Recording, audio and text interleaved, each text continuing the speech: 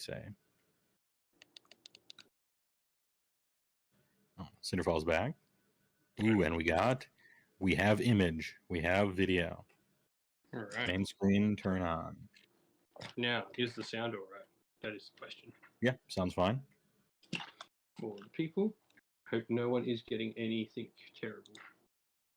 Because, of course, the browser needs to update and... kids. No problem. All right, we got, I don't know if you heard the intro before, we got Luke Stone, a.k.a. Cinderfall Gaming, the proprietor and CDO. Many a Facebook group as well as YouTube channel content. As well as the man whose name was just a tier on the tier list from first and second edition. Yeah. No, it's good to be here, man. I am excited. Just getting all my stuff ready. No problem. I can talk to chat in a little bit. Also, Hades Death God TY for the $5 dono, as well as Glader for the $5 dono. Appreciate it. Whatever tickets that earns you are going into the hat, and they'll be pulled out 6 a.m. when Mr. Mephisto shows up, comes back. Dad game confirmed times 10. True. Yep. Yeah. So you're gonna do that to you now, Heywoah. What faction should I do to kick off a new Path to Glory campaign? Oh my god. Scourge Privateers. No lie, that's my least favorite question, is when someone's like, what faction should I start and what army should I build in 170-point games, maybe 200-point games? This is just some like AOS is not designed for anything even remotely close to that. I will say, New Path to Glory, you are supposed to be 600 points now. What was that? New Path to Glory starts at 600 points now. Right. So. But it will not stop people from asking about the wrong starting number. Yeah. Somebody had a question for you a little while ago. Vanille Sauce asks, you ever get sick of seeing the same question over and over in your AOS Facebook groups? Lol. Probably not. I mean, like, that is the point of them, isn't it? For new people to come in and see them. Like, I never get the point when someone's like, oh, I've said this new thing is, you know, the same question gets asked. I mean, you're going to get new people coming in all the time. That's the point of them. Doesn't bother me at all. Yeah, that was pretty much my answer. Like, do I get annoyed at the same Twitch question when I'm streaming? No. I wouldn't stream 30 hours a week if I was annoyed at the same question over and over. It's live, right? So. Yeah, and like the point with that is like every time you hear that question, that's someone new getting into the game. Yeah, and suddenly you become the ambassador, right? You got to welcome him in. And it's I don't know, when you can tell that somebody's super new, I'm like, oh, good. I'm pleased you came to me or somebody else who's like reasonable, right? And you didn't jump into AOS and accidentally wander into some backwater shady content or anything like that. You managed into one of the ones that are part of some good communities, right? Yeah, I think, and that's a big part of like what I try to make, like the Facebook groups and stuff. Like we try to curate them and make them so they are nice. I mean, you were part of you helped moderate the massive one for me. And so do a couple of others, like Meph helps with the Ossiarch Bone Reaper one and the Soul Blight one. Like, there's some good people helping out with all of them. Yeah, that big one really is massive. The main one is like, the last time I checked, it was high 20,000s, something like that. I think it's about to break 30. Big. Yeah. Big group. Yeah. So we're officially going to be switching it over to a 30k page when it hits 30,000, because then it's now Warhammer 30,000, and we'll switch to a 40k page eventually. No, checks out. Yep. But yeah, I've seen you've done some of your battle reports on like TTS. You've been enjoying the new edition? Yeah, I played about, I want to say I've played 4 games in real life and maybe 6 to 8 on TTS so far for 3rd edition. Nice. And boy, is it a different game, man. Yeah. It is a very different game. Battle tactics changed everything. They're like just about more important than objectives now. Denying your opponent them is huge. Like making sure you get them every turn is huge. You're starting to design armies, I think, around really thinking about, okay, like instead of just your average, in second edition, it was like, okay, I got my big anvil here and it sits on this point, and then how many other blocks of things that are big that can do something, and I'm going to go and stand on that objective, and okay, we're good, right? And then aside from that, silver bullets. But now it's like I'm thinking about battle tactics and list building even, and Yeah, it's like changed I a lot. did an old video on like things you can on the channel on like things you should consider when building an army, and like I try to do all my stuff from like a beginner friendly point because that's how most people know me. We go very very basic on the channel, and like the last one for the last edition was 7 points of building your army. This one is 12 points, and I think I probably could have put more. So just like that's almost a 50% increase. It's like what 40%, 35, something like that. And like each one of those points is like each point I made in that was way more expansive than what it was in the previous edition. It's no longer do I have the general like 3 hammers 2 anvil sort of look that it's now you've got a plan for 8 battle tactics or at least 7 of them. How are you doing them? Grand strategy to plan for now. Like you've got a plan for that grand strategy, make it one that you can actually complete. Someone just donated 69.69. I like that person. Mike Oxlawn, and I gotta say the name fits. Good one, double memer. I appreciate it. Big dono, as well as Noops with the $10, and Am for tier 11 with the 20. Hey, got some big donors going on late at night and or afternoon if you're in Australia. No, appreciate it's it. nighttime. 6:30 here. Oh, 6. Okay, it's dinner time. About sounds good. Yeah. That was for those. why the lateness. We had pasta for dinner tonight. So a 1-year-old and a 3-year-old with pasta. It goes how you think it goes. So some cleanup perhaps afterwards. We'll say. Yeah. What is it? Amphitheater is asking, does 3.0 feel like monster meta? I mean, well, you're probably better to answer this than I am, seeing as the army you play is literally monster. Right, but it was so. I feel like a Supreme Court judge when people accuse them of becoming more conservative or liberal over their 40-year tenure, and they like to say that they have remained constant, but society has moved one or other direction, so they look different. It's kind of like that. Hmm. So, in first edition, I played about as many monsters as I could possibly fit into a list because monster trucks are fun, and Beast Claw was hovering around the worst army in the game after the second GHB. And then in second edition, I played about as many Stonehorns as I could possibly fit into a list as long as I had a hero bad. And it was all right once we got a book. And now in third edition, I play about as many Stonehorns as I can fit into a list. Except it's good now, purely by accident. And so that's kind of how I roll. I like Stonehorns, like monster trucks. Thunder Tusks are pretty cool, but, and suddenly they're good. Yeah, as in pretty really good, even. I literally just finished painting up a Beast Claw Raider army the other day.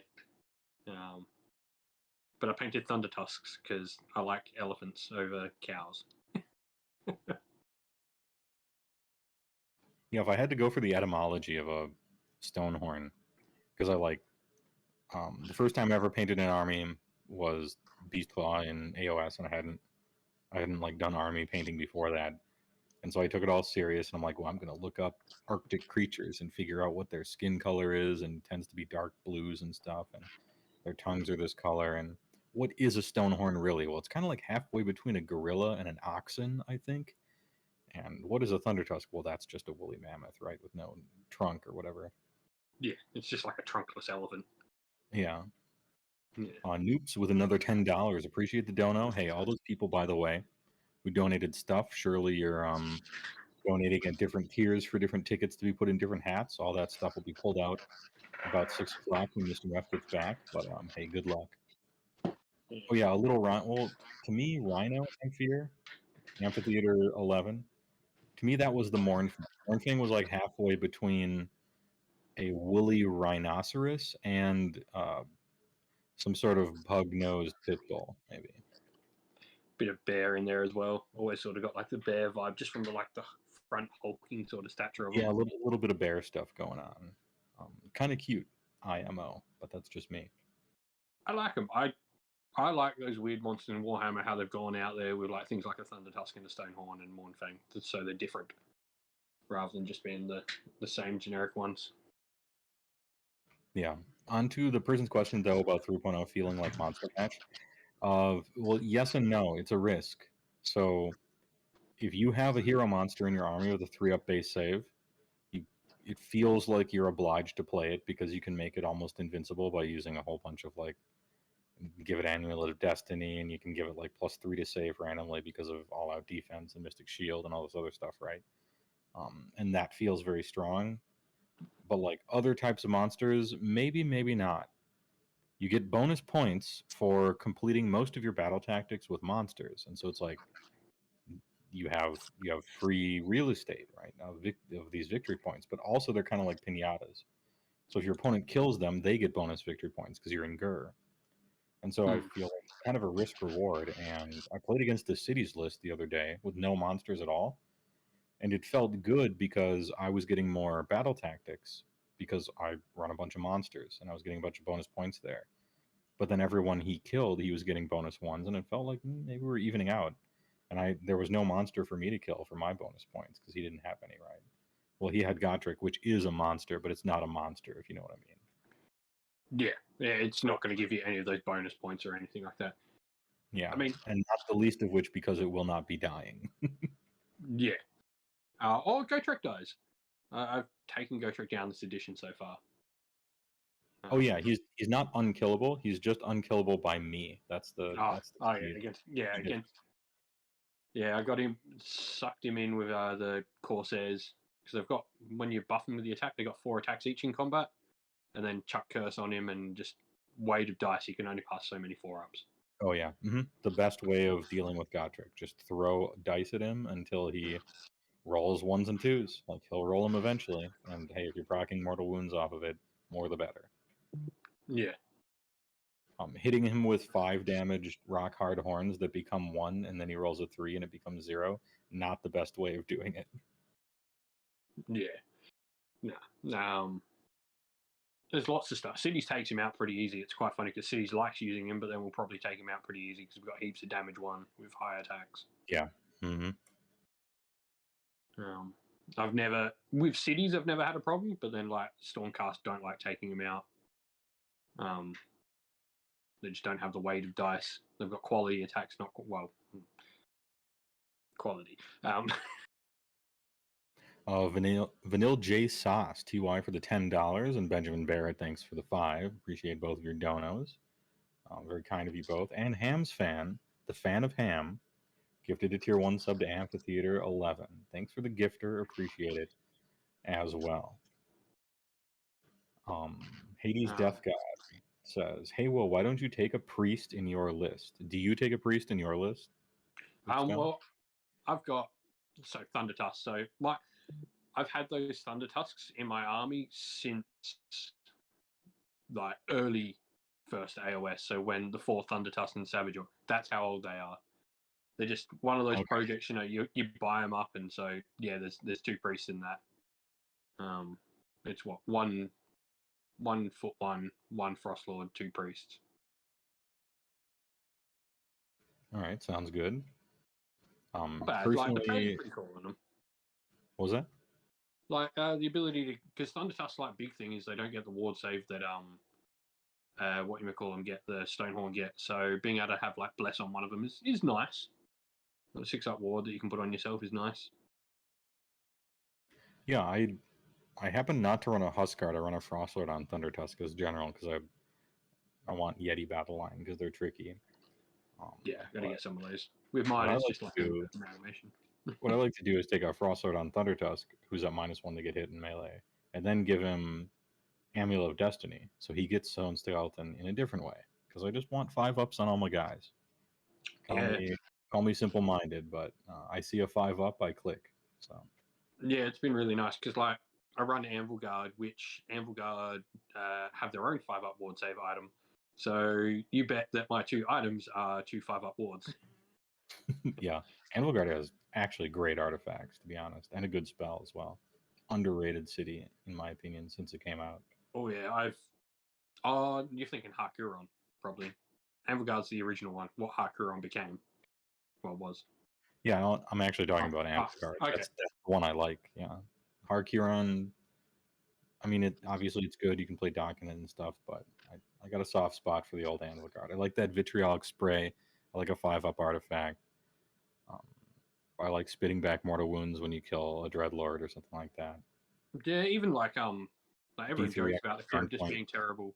That Charybdis is winning me games in Age of Sigmar 3 now, though, because you put Felgaze on him. He's already -1 at a 12-inch aura for bravery, and Felgaze puts it up by 2. So he's a -3 bravery, 12-inch aura to all your opponent's units. That is huge in the new edition. I mean, it's not much playing Slanesh, but he had a unit of 10 of the Painbringers. That's the foot troop.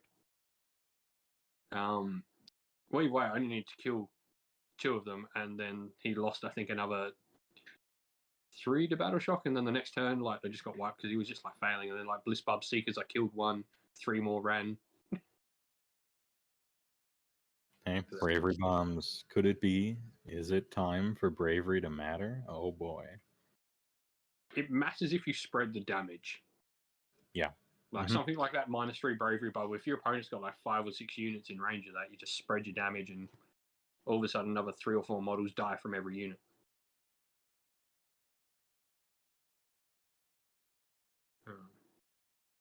I don't know if I said this or not, but Hades Death God with another 5 after that. TY for that extra dono. Appreciate. Big appreciate. Nice. I don't know if you've been brought on here from Mr. Mep to talk about a specific thing, or if you have stuff prepared, but if not, just chill, chat, answering. Yeah, You can go on a tangent if you want. No, not really. We chatted about it really late because it turned out I've literally just got out of quarantine since the first day off, so it turns out I was free. Being chef life, normally I'm working, but it's been managed to help fill a gap for him. But yeah, 3 point. If people have questions and thing, I think what was it? They were talking about getting. I think it was Ham's fan was talking about his Path to Glory thing again. Like, what one should he start with? I think something I always strongly suggest. It's probably my one piece of advice when starting an army. If you want to start the game and you want to figure out something, look at the battle line units of that army. Because if you hate them, you're going to hate the army because you're painting the most of that, whatever that is. If you hate the battle line, it's not the army for you. Yeah, I 90% fully agree. There are some weird armies where you just get to ignore that, but for the most part, yeah, I agree.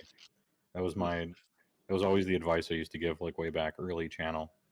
Is like you should really love the battle line so that it doesn't feel bad to take it. Because that's going to be like your meat and potatoes, or it maybe a little less so is now, but it still really is. That's your, or at least make sure there's a battle line unit you can get behind. You don't need to love everything, but at least make sure there's a way you're painting those 3 battle line units you need, and not hating yourself.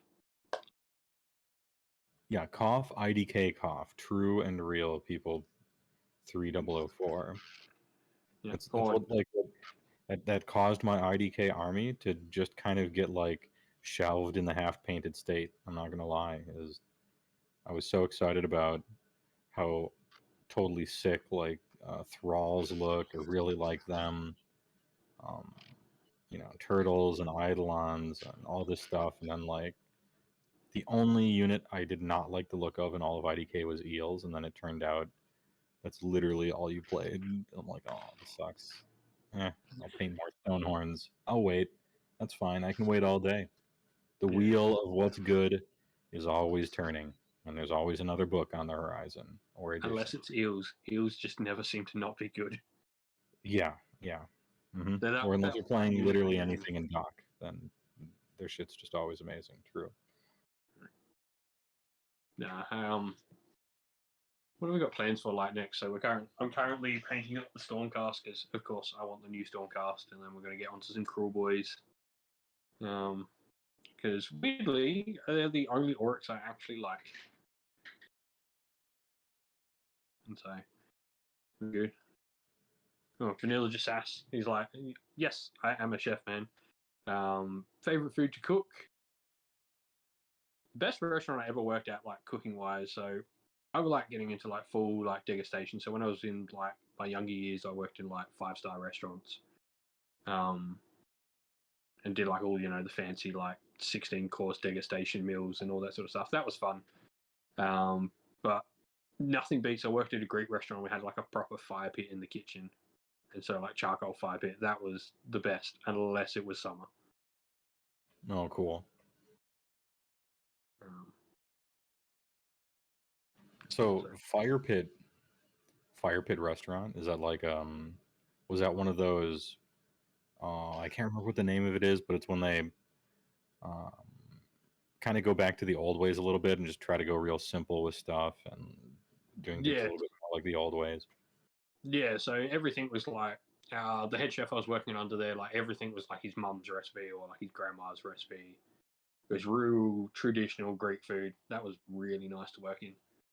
It's like see all like these real sort of basic ways to do things, and salt and feta on everything that's Greek.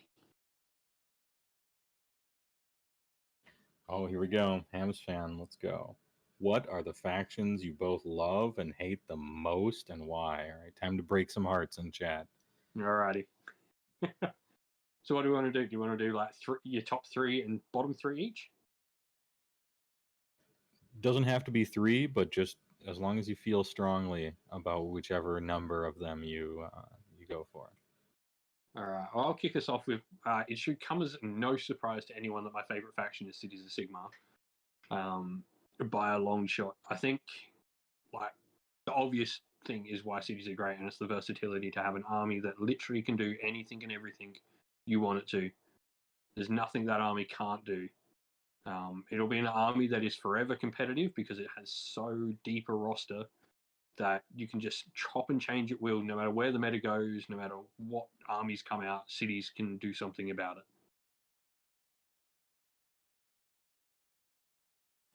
All right, let's see. Well, another softball for me. Hey, guess what? Turns out I like ogres, specifically Beastclaw. Gutbusters, honestly, not so much. Um, I picked up the army when it was Battletome Beastclaw Raiders, and I chose them on purpose instead of Gutbusters because even 4 years ago, I thought the sculpts were a little, um, not old. Like old's the wrong word, but a little ranked up. Not as big as I would have liked. Just kind of, I wasn't digging it, and I wasn't keen on many of the man eaters or anything. I wanted the big dudes who were already big, but then like double big and stupid because they're all like mounted as well. And so I was down with that.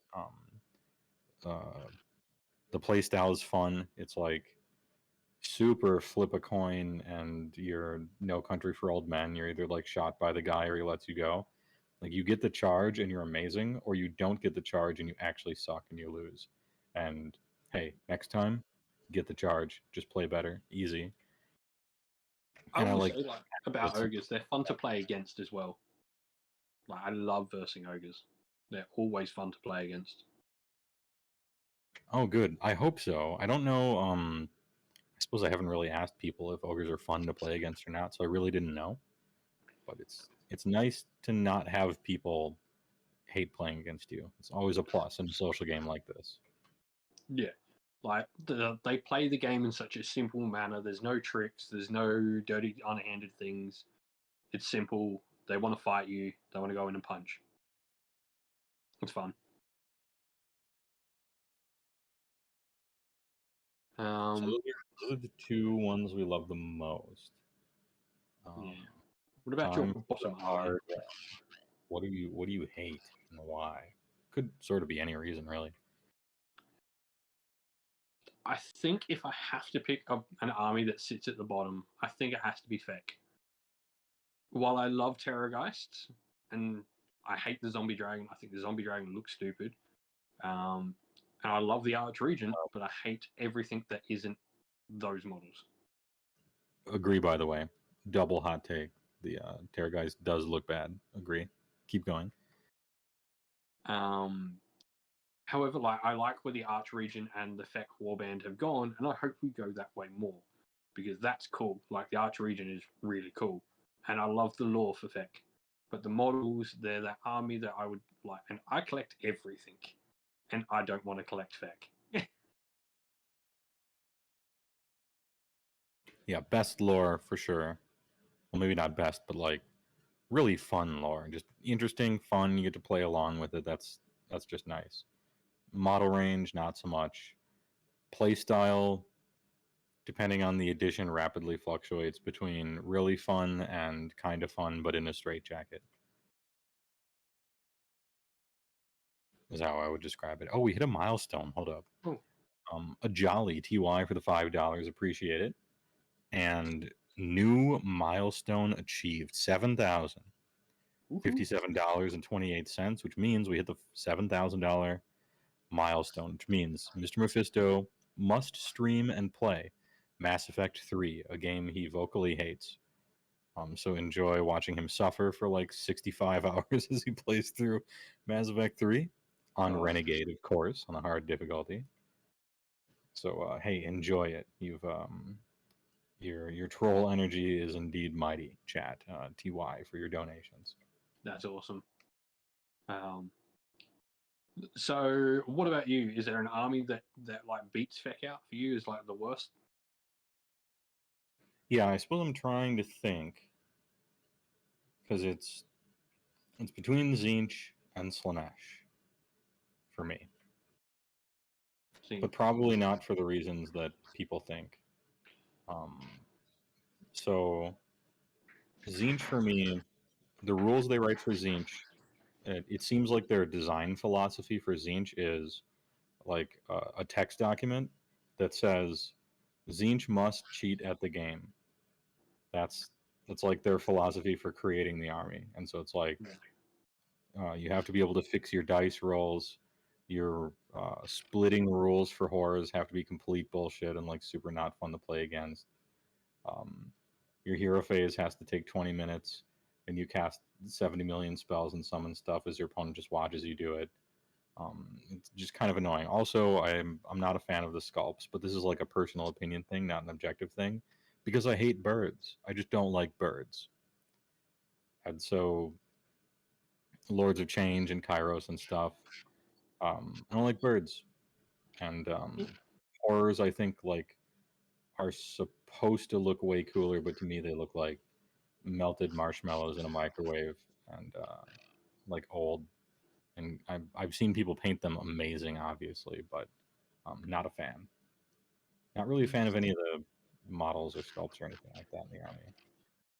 Yeah, like Tzeentch for me, I love the model side of Tzeentch. Like Caracacolates are some of my favorite models I think Games Workshop actually make in its entirety. I just wish that range would get more love. Caracacolates, the Ogroid, the Xangor, they're all really, really cool. But I hate horrors with a passion. I think the Brims and Blues look better than the Pinks, and maybe the Pinks could do with an update to like look more like the blue ones. But yeah, I think I agree.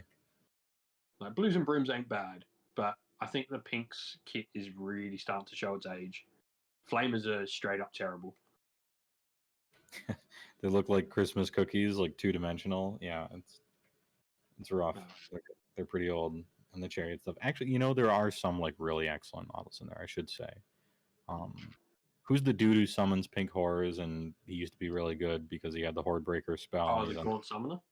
Gaunt Summoner looks like if Gaunt Summoner was the aesthetic of like everything in there, I think it'd be so tight. But normally, or rather, otherwise, it's like birds and stuff. And I'm not down with that. Just on a personal taste thing.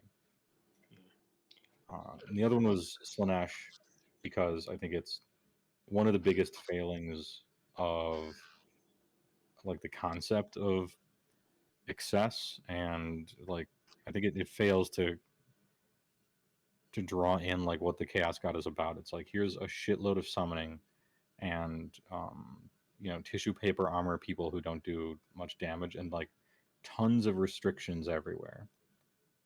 And not like pleasure pain restrictions, just like annoying and you're kind of in a straitjacket. It's weird. Yeah. The rules just don't seem to. They not only don't seem to be fun, but they don't seem to like fit the god that much. Like why is Slanesh the we're gonna overhaul, like they're gonna be the super summoning army? That seems weird. Yeah. I don't know. Like, I like the new aesthetic they brought to Slanesh now. I like when we saw the Mortals finally come out. Slanesh finally got the mortal aesthetic it always lacked.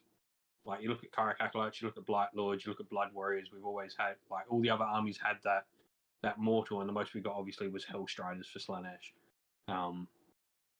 And as much as some people wanted Leather Daddies, I'm glad we went down a different road.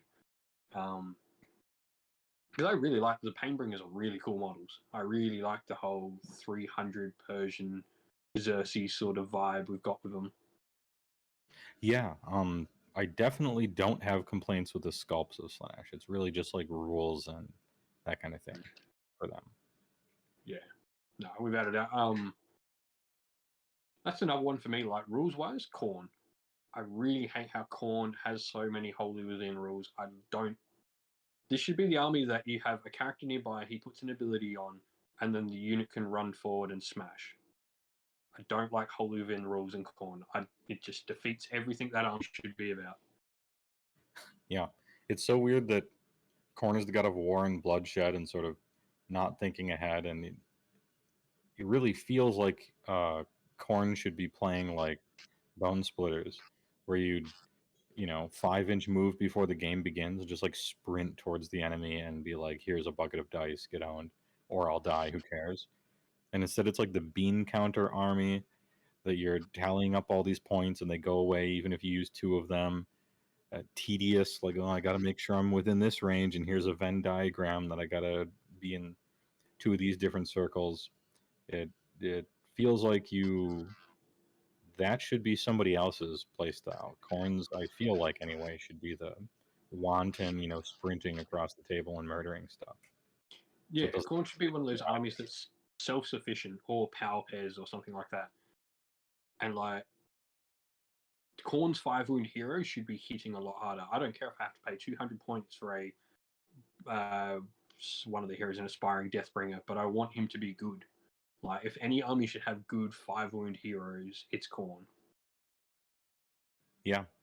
We did I had a stream where we did like wish listing for what direction we would go on different armies, and I think Corns was your 5-wound heroes were just like shit slappers, and they had MSU retinues that would just die for them, and that was like the way you would play it. Is you have some Omega hero, and he has little retinues that just die for their master, and then it's the one army where the foot heroes are in front and the guys are behind because they want to get into combat faster. Yeah, no. It felt a little more on style, I think. Yeah. No, Yeah, I agree, KR Knight. It does. There are Del Toro vibes from the Summoner, and that's probably why I like it, because I like Del Toro. Yeah. I think if we're going back to like favorite armies, for me, there's going to be a hot take in Stormcast. I love the Stormcast lore.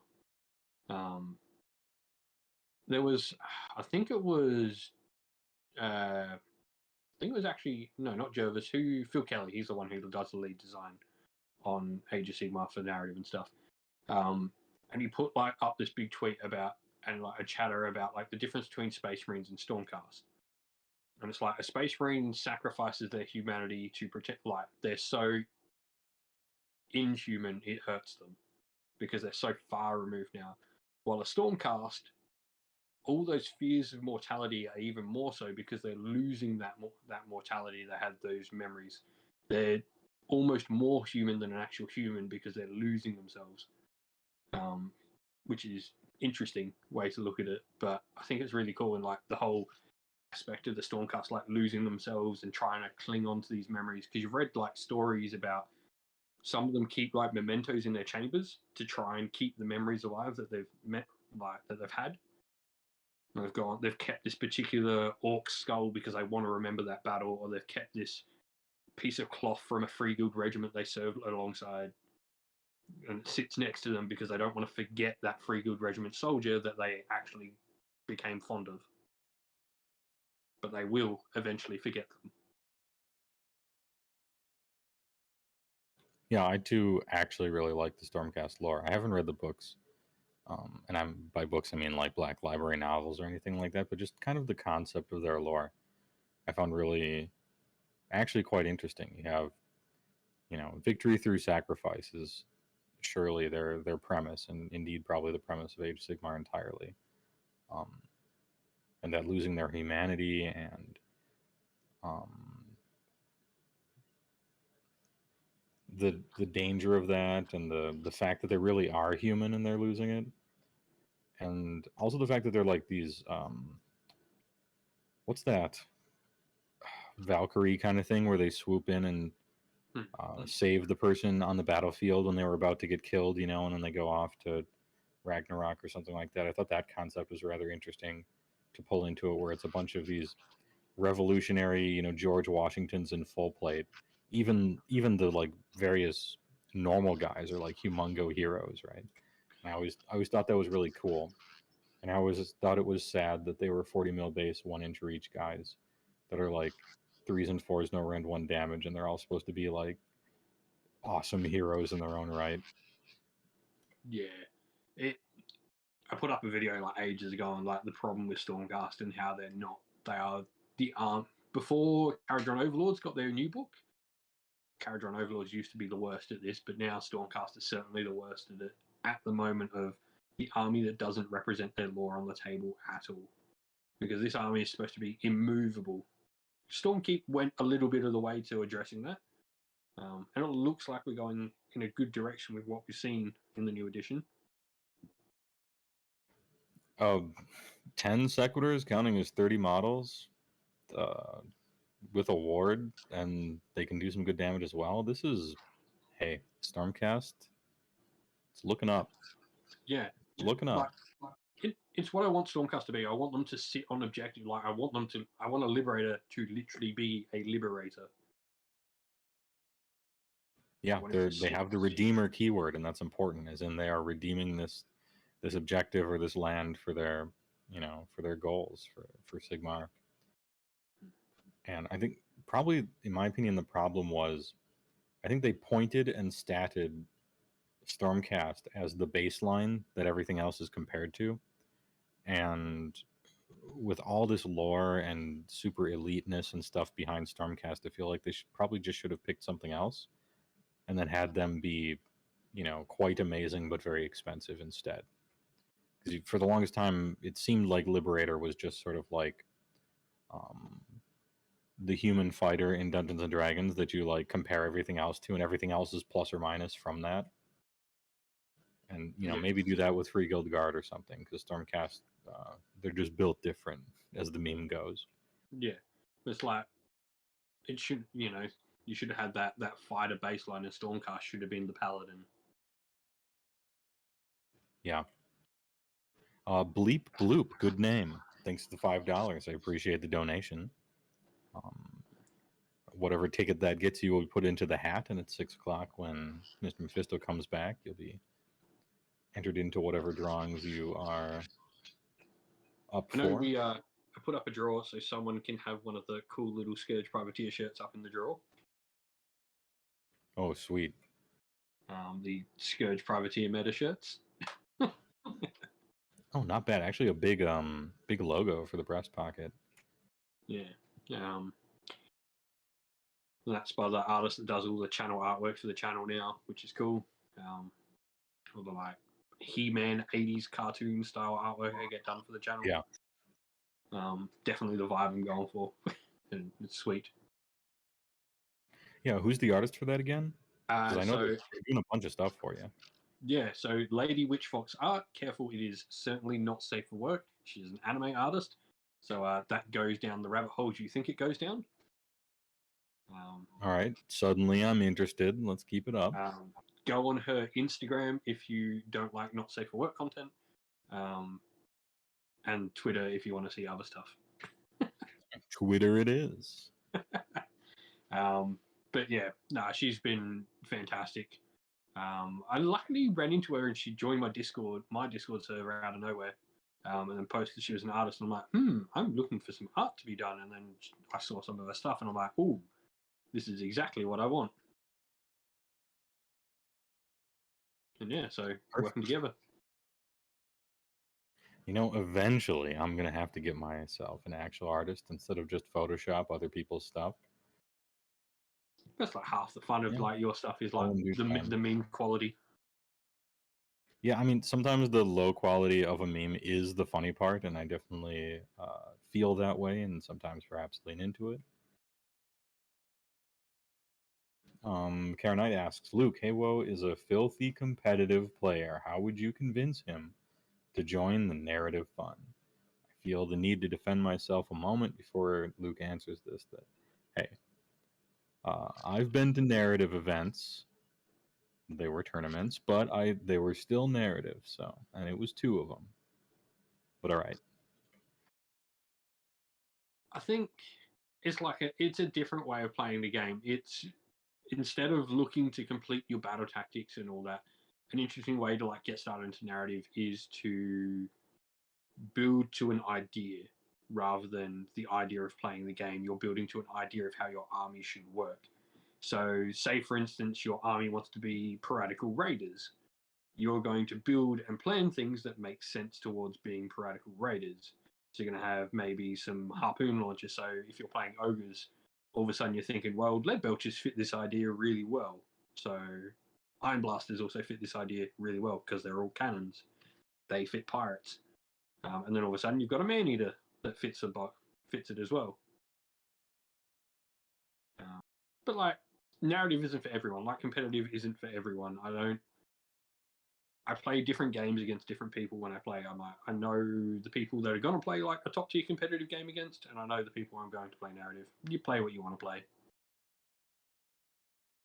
I feel like if I was ever going to do like a pure narrative thing, I would treat it as let's pretend every war scroll in the army is blank, and instead it just has a sentence that says, this guy is so sweet because he is supposed to X, and then whatever that is like, let's say it's a Frostsword on Stonehorn. He is supposed to charge something and crash into it. And then a lead belcher is, this guy is so sweet because it's an 8-foot tall sumo wrestler holding a cannon. But then, you know, Tyrant is so sweet because of this, and just like imagine the rest of the war scrolls are blank, and then only choose stuff based on the absolute sweetest looking thing. Chain traps on every beast rider because it looks way cooler than buzzards or, you know, your harpoon launcher or whatever, and just go from that.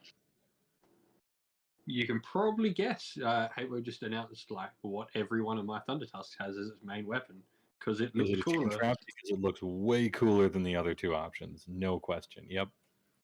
I got one bird because I wanted to paint a bird, but the rest will have chain traps. I mean, I'm going to be honest, I put birds on all of them because they all have bird friends. It's just some of the birds don't listen to them.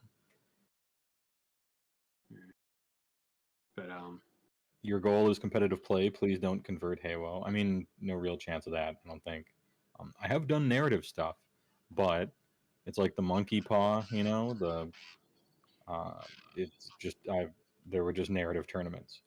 And so interestingly enough, like I went to a narrative tournament and, you know, everybody's written like a 3 to 4 page backstory for their whole dude stuff, and somebody made a comic strip out of theirs, and somebody you know, drew pictures of their stuff, and you name all your heroes and give them funny names, and this is what they're trying to do in this tournament. There's like a backstory for the tournament, and so like, why have your guys shown up? Well, you're trying to get this thing, that, and you read through that, and then you come up with like a story for why your army showed up. But then you also bring like the hardest list ever, and so you're like competing creatively on the narrative side. Like, people were actually competing, like, oh, I'm gonna have the best story for my guys, right? So it's in depending on how you think of it, you could either think that the competitiveness has poisoned the narrative, or you could think that they're just being competitive with narrative as well, but actually really quite enjoying it, and then leaning into that as well. It brings a certain extra bit into the game when you're all of a sudden you're like, my competitive army still has a story. I mean, I can't remember who it was. There was a guy that went around and he published a book about all these tournament games, and he wrote them as if they had happened in a narrative sequence. So he went around for like a whole year, like telling all these stories of these competitive games at tournaments, but he'd actually written a story about all these games in order and turned that competitive into a whole narrative for his army of like, well, first game at such and such tournament was against Stormcast, so we played this, and this is how the story starts. Nice. That's a cool idea. It's actually one of the things I've done with my I'm slowly converting this Maw Pot for my army, and it's like the Maw Pot base, but then I took a Thunder Tusk and I put it on top of the Maw Pot base, and then chained the Maw Pot with like chains to the back of the Thunder Tusk, and then put like a big dude on it, and various like things I've played against in real life and killed, I started putting stuff in the pot. And so like I killed this in one of the narrative tournaments I went to. I killed whatever the Forge Fathers are called on the Magmadroths, and so I put like a Mohawk in the pot. And then I killed Kairos Fate Weaver when I was playing against Andrew Yells, and so I put a Kairos head like sticking out of the pot, and you just keep adding stuff to it. Which, I mean, stuff like that can be fun, because it's like you did this in the game, and then now I'm putting it on the model. Yeah, it's like when you have like your local gaming club. I remember for ages, like me and my mate, he had a Death Guard army, and I had a Space Marine army that had painted up for Blood Drinkers, and we would, of course, all the helmets on his models, on the backpacks and all this Stormcast, he would paint up in bright red of the Blood Drinkers, and then all the crushed Chaos Warriors on the ground would be Death Guard. And it's like just this little bit of narrative that we're like competing against each other to go, well, all my dead models are going to be your models. I like it. Glader LOL and Frank B TY for the $5 donations, each of you. Appreciate it. You're entered in the drawing for an hour. Ham's fan, the fan of Ham, gifted a tier 1 sub to KR Knight. Hey, thanks for the gifter.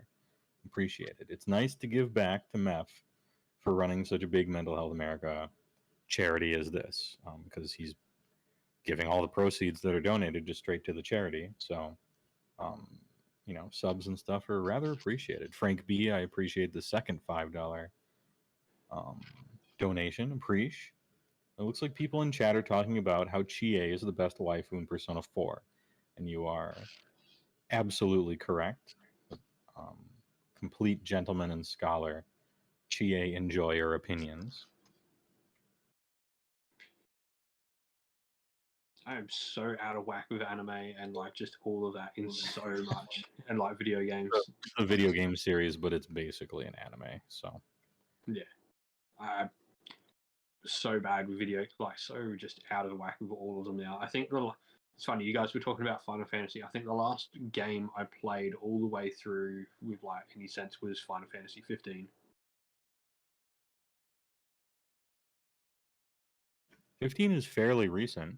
It is the most recent Final Fantasy. They've been working on the next one for a long time, yeah. About 4 or 5 years old now, I think. Yeah, we've started seeing some spoilers for Final Fantasy 16, and they've been putting a lot of effort into Final Fantasy 7 remake and FF14 various expansions and stuff. So they're doing a lot of stuff, but the mainline Final Fantasies have certainly slowed down in the past few years. Well, decade. Yeah. 15 was on course to be a good game, and then it just ends out of nowhere. Yeah, it's straight up half finished. Like it seemed like one of those they ran out of time and money and just had to release it kind of things.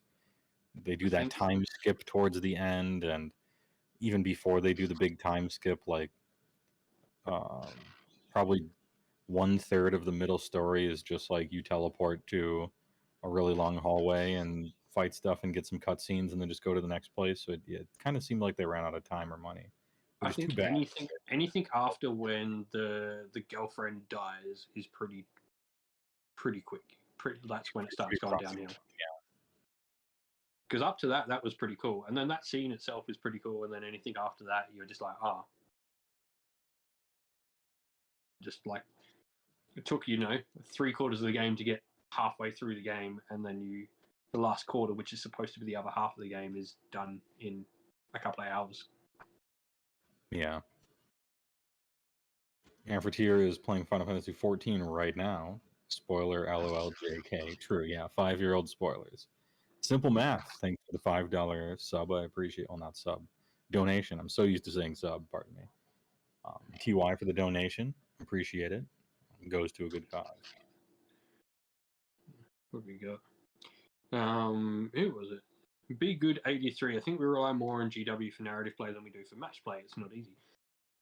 I think we maybe see that, but I think more people play in a narrative sense than what most people think on the internet. Most gamers play in like that sort of narrative to competitive mindset of like just building an army because they like the models and playing a friendly game with your friend. That is most gamers. No one falls. The smallest minorities are either the only competitive or the only narrative. They are the two smallest minorities of the gaming community, and they are the two loudest. Yeah, I think I agree. Well, okay, you're in a unique situation to know that because you see 60,000 messages a day from various Facebook things. So like you're close to the pulse, you know. And I'm in a unique situation, albeit much smaller, with my audience as well. That you know, truly 90% plus of all players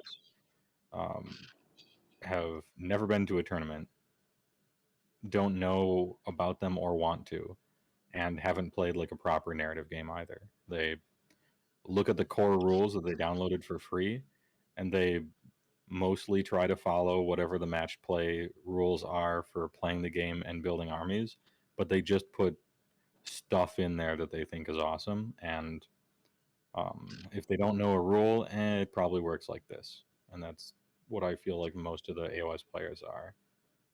And of 100% of the players, they themselves are probably 10% of the people who are buying GW stuff are actually playing anything at all with it. And most people are buying some boxes here and there, maybe painting it. Maybe they're just a hobbyist, or they like started collecting some stuff a while ago and sort of stopped because nobody plays around them. And so really when we're talking about like a narrative player or a tournament player, it's like 10% of 10%. Yeah. I would say like that's a big important part. Like obviously we're in a current state of the world where this isn't always the place, but it's important. Like a big part of what I've tried to do in like my local community is really get those players out. Like find those casual players and make like a gaming club. So we had a couple of brand new gaming stores open up in my area, and I've been going to them like religiously a day a week each, getting people in to play games on those days. Doesn't matter what points, 750 points, 3,000 points, who cares? Or like not even that, playing Warcry with them, playing Underworlds, or heck, I've even cracked out like Kill Team and Lord of the Rings for people to play games against. But just building up those communities and trying to get all those people, because the more people that come out, it's just better for the community. Like you don't always have to play. If you're practicing for a tournament, you can play against anyone. A game's a game. If you're getting more games, you're going to be happier. Yeah, I think there's this trepidation maybe or something like that often holds people back from playing their first in real life game, sometimes for like a very long time. Not even like a tournament, but just like, yeah, I mostly collect figs and stuff and I paint them up, and I'm eventually I'll play a game maybe, but I don't know. I don't really know the rule. I haven't played before. I don't want to go to the store and just like show up with a box and be standing there or something. And there's this barrier, kind of a weird like parasocial barrier or something to it. But that's why I like stuff like your big Facebook groups and all these content creators that make mostly stuff for new players, because it's really just about like letting them know, hey, like this isn't exactly Friday Night Magic, you know? Like, you're going to show up and people are like, oh, it's cool, man. Let's just play. And then it turns out the game's actually fun, too. So, Yeah. It's an interesting one because, like, you talk about content creators, it's like mini wargaming is an interesting topic for a lot of people. Yes, they get rules wrong a lot. However, the amount of people that get into the game because of mini wargaming is huge. The amount of people I see post on the Facebook group of like, oh, I saw this from mini wargaming playing, like popped up somewhere else in their feed, and want to play the game because they saw mini wargaming playing some models. I'm like, they're huge. They've got such a presence, and they themselves just play for fun. They don't take competitive lists, or at least some of them don't. They're up and down, but for the most part, they just put armies on the table they have. yeah, there are worse intros to the game, for sure, right? And they, I mean, truly, they play like people usually probably play, right? Yeah. They are probably the most realistic battle report channel I've seen of just like playing games with a bunch of models you pulled off the shelf. You think this looks cool, you think this might work in some particular way, and you want to see how it goes. That's pretty much what most people play like.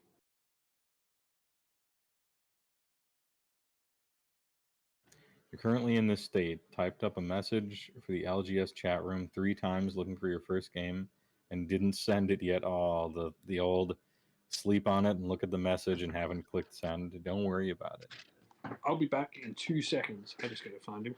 Deal with one of my keys. No problem. It's a dad game. We continuously prove it.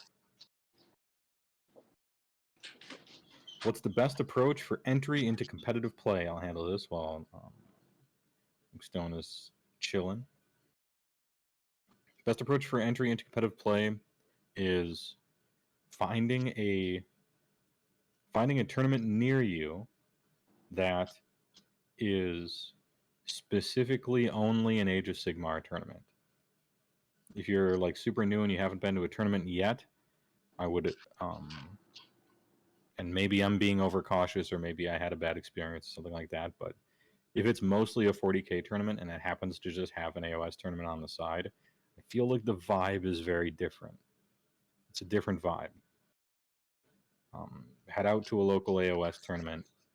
Tell your opponents that you play against that it's your first tournament ever, and they'll instantly just generally be really nice to you, and it's fine. Most people go to tournaments trying to go 3-2. Like, I just want a winning record. Really, I just want to play 5 games in a row of this game I like, and talk to people who like the game that I like. And that's largely been my experience for the most part. Also, read that tournament pack and ask the TO questions if you need to. But for the most part, if you let your opponents know that it's your first tournament ever, they'll just be really nice to you automatically. For the most part. Or at least like super forgiving, and it's not. You'll find that it probably isn't a big deal. Yeah, you're answering Amphitheater's question of like the best approach to complete play. Yeah. I think the vast majority of people, like Hay was saying, most people want to go 3-2, but like being a dad myself, the best thing about a tournament is it's 5 games in a weekend. And for the most of us, like most people work full time. Most people have kids or have family, have a loved one they want to spend time with. Like it's a time to get 5 games in a weekend. What other time do you do that? Unless you're someone like, you know, maybe a content creator that makes a living off battle reports or whatever. You're not going to get that many games in a weekend ever. Like, and even then, like, even when I'm making battle reports for the channel, I'll get 2, maybe 3 at best. If like I book my entire weekend. Yeah, and you know, Hades Death God as well as Cold Jack Tino are both talking about like in the anxiety that's like that was the word I was probably searching for before, where there's kind of a entry anxiety to that, and that's why for almost all my entry level and like new player focused content, it's there's a lot of crunchy information there, and I might be talking over a lot of new players' heads and everything like that, but the general focus of it is usually just like trying to disperse that anxiety. Like it's not a big deal. This is how, at least in my experience, maybe the Midwest is just chill or something like that in America, but like most of the tournaments I go to, people are just happy to play 5 games and talk to people who like their game and take pictures of people's armies and stuff. And there's such a thing as a legend, you know, like some dude who just makes this completely silly, like not great list, but it looks awesome, and he's just showing up to look cool. Like, there's most of the people are just kind of like that, so it's not so bad. Obviously, there's always the chance that you run into that guy in capitals, right, and you have a bad experience. But I found that to be almost non-existent when compared to stuff like Magic tournaments or even 40K tournaments, honestly. Yeah. I think like the big thing with this too, like, is you're investing not only money in Warhammer, so like, because you can't say that Magic doesn't cost. I've been in the card game thing before, mostly with like Pokemon. Magic costs way more than AOS. Yeah, if you're like trying to you keep up with can't it. say like the money thing is not an issue. However, it's the time that Warhammer has on the others. Like, you can buy a Magic deck and buy everything for your Magic, Pokemon, Yu-Gi-Oh, whatever deck, half an hour, and you've got everything you need. You're sorted. You bought everything you want. You're done in half an hour. If you have the cash to splash, like to say you've got enough cash to buy, you can be done in half an hour if you want to. It's that those 60, 100 hours you put into that army as well. Painting it, building it, all of that makes people sort of maybe that little bit more relaxed because they're just finally happy to get that thing on the table. Yeah, and it also slows down the cringiness of the meta, I think, as well. Is, you know, because you have this 3 month on average for like the average person, probably you have the 3+ month lead in, and you have all that time to think about, like, okay, I'm buying these $60 boxes of 10 guys and I'm painting them all up for hours and hours and hours. Am I really gonna make this super cheese that no one's gonna want to play against, you know? But I think it stops a lot of that stuff. If Age of Sigmar was just like a TTS game, people's armies would look a lot different than they look in real life, and it would be worse for it. It's like a great example of that is when Doc were ruling the roost in 2.0, when they were on that 70% win rate. But they were like less than 3% of the meta because no one wanted to paint 130 Witch Elves or whatever it was. Like, yeah, or and like it was Fire Slayers. Fire Slayers is another great one. 60 Hearthguard. Who wants to paint that?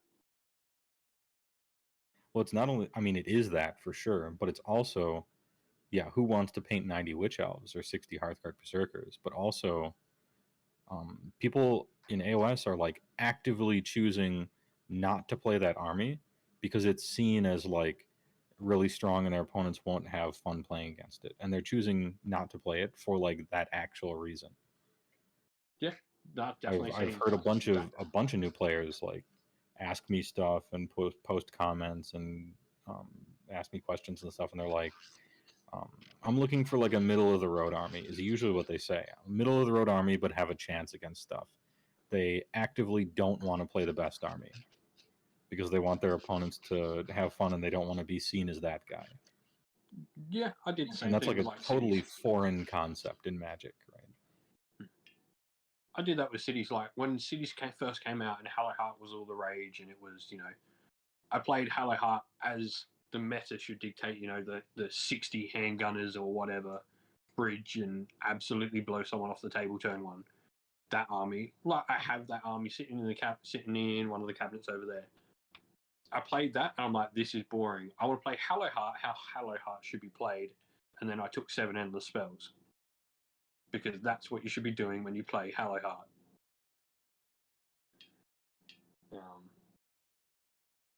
Yeah, it's supposed to be a coven of witches and a cadre of sorcerers standing around a celestial. What the hell is that thing called? Hurricanum, yeah. and you're casting so many spells that you actually run out of War Scroll spells, and like it's kind of what Hollow Heart's supposed to be. Yeah, I didn't want to take the shooting Hollow Heart list. That got boring so quick. So in the end, I took like Phoenix Guard and Eternal Guard, and just set up a bunker and cast endless spells across the board. I'm like, this is fun. Yeah, which I mean, that kind of made me sad, but I understood why they put the limit on 3. Is because like unfortunately it as always there's collateral damage, and it hits people that were in Gloomspite gets with 6 endless spells and Halahart playing the fun way. But it was kind of because some other people were doing things like, oh, I can't move. I can't physically move in this game anymore. I see. Cole Jacinto. I have a feeling if you're asking to come on the channel and bring your Slayers, I probably know you, but I hate trying to track people's names on like all the different things. That is the worst thing about like content creation is like, oh, this person clearly knows who I am, or like they talk to me on my Discord or on Facebook. Oh, cool, yeah, it's Andrew. I know this person then. But like, it is the worst thing trying to follow someone when they've got like a Discord name is one thing, a YouTube name is another. Then on Facebook, they're this other person, and you like can't put the pieces of the puzzle together. Oh, that's the annoying part for me, because I'm bad with names anyway, just as a character flaw. But then I'll get somebody in Twitch chat that's like, hey, can you look at my thing? And I'm like, sure. And then they're like, I just DM'd you. And I open up my DMs, and there's 63 DMs. And the name from chat is just not there. It's their Twitter thing is just something else. I'm like, oh, okay. I have to find this. What's your other name now? Joe Fisk, TY for the $5. Appreciate the donation. Thanks a lot. Your name will be added to the hat, and at 6 o'clock when Meph comes back, we'll do some drawings. But yeah, Andrew, you will have to bring your Fire Slayers onto the channel, man. I got to get a piece of artwork done for them. I think that one's in the current process getting made. But I can't remember what I asked for a Fire Slayer. I don't actually think I've asked for a character yet. So we'll have to ask. Well, there's something for chat. If I got a new character done for Fire Slayers, which Fire Slayer character should I get done for the army? As like the little logo piece. Like how I have my Scourge Privateer for City here. And I've got like a Frost Lord for my Ogre. I actually like the this is, I don't know what you're thinking about already, but for me it's between 2 choices. One is correct and one I like more. I'll put it that way. So the one that's correct is a Grimwrath Berserker with that huge like axe that has fire in it. It's pretty close to his head anyway. You get a nice circle out of it. You can see the mohawk. Everything will be great. And it encapsulates sort of the army. And the one I like the most is the Warcry or the Underworld's Warband latchkey grand axe over his shoulder casually. Forge Father guy. Fuel Grimnir, I believe his name is. Yep, Fuel Grimnir. But it doesn't work at all because you need to see that whole grand axe, and you can't put that in like a circle logo. So No, I think the Grimwrath, yeah, Andrew's going with Grimwrath. I think that is the correct one. It's either that or the Doomseeker. It's one of those two. But I think the Grimwrath's much more fun. Yeah, Grimwrath looks a lot cooler. He has actual flaming weapons. Doomseeker a little fiddly looking. Yeah. I mean, great story behind him for sure, but or do I go the which one is it? It's the one without the mustache. Just for me. Just the Whaler, yeah. Oh yeah, you should. Roast Toast has a good point. You should use Bilateralis Symmetricus, our Lord and Savior. Yeah, aka the Cad Slayer. Yeah. Fexu says, considering how often we receive instant gratification in our day and age, it is a real refresher to spend hours to build and paint something you can really be proud of. TLDR, we live in a society. Good meme. Good callback meme. Appreciate.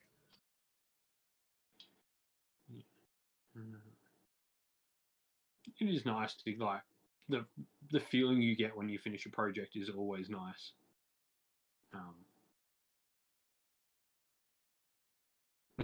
Everyone disagrees with like the no stash dwarf, so we won't do that one, or maybe we will because I am nothing if not a shit stirrer. Hey, I've read Invincible. I know having a power stash means you are. It is directly proportional to how strong you are, for sure. Oh, Mars. Hey, the planet donated $50. Big TY, thanks a lot. Huge dono, I appreciate it. Your name will be special added to the hat for sure, for the 6 o'clock drawings and stuff like that. Thanks. Thank you very much. Thank you to everyone who's been donating. I mean, Meth does this. It's great to see everyone jumping back on board again with it all. Yeah, I'm just ever so pleased that at 5:23 a.m. we got like 80 viewers. Although I suppose it's whatever country you happen to be from, 80 of you are probably watching during dinner time and then just cycling out, which is fine. No big deal. Yeah, we've probably got a bit of the European crowd as well, I would say. They're in like their midday or morning. They're in their early morning, midday at the moment. I only know when it's always hard. Like, I always freak out when I have to schedule things with Americans because I always get like freaked out about the time and what time's working where. Because it's so, America's like Australia, how it's not like I can plan stuff with English people so easy because there's one time zone. But America, there's God knows how many, and same with Australia, we have so many different time zones. It's always really hard to like schedule up and make sure I've got the times right. Yeah, it's true. I mean, in Europe, it's like GMT plus or minus one. Like, who cares? But America and Australia are so huge that there's so many time zones splitting them up. Yeah. Somebody had a good question here. Hold up. It was kind of important. Amphitheater. Here it is. Amphitheater 11. Do you have to be present for the drawing? No, you do not. You can go to sleep if you need to. Your names are entered in, and then if you win something, you'll get an email. We thought of that. We got an app for that. There's only 3 time zones here. You're supposed to pretend your country's bigger. Just go with the 6th one. CrazyHorse 1321 TY for the $5. Thanks for the dono. Appreciate it. Went to a good cause. Thanks a lot. And WSorran. Oh, hey, thank you to Texas. Thanks for the $5. Appreciate it. I see Texas is up early. Yeah. Good morning, Texas.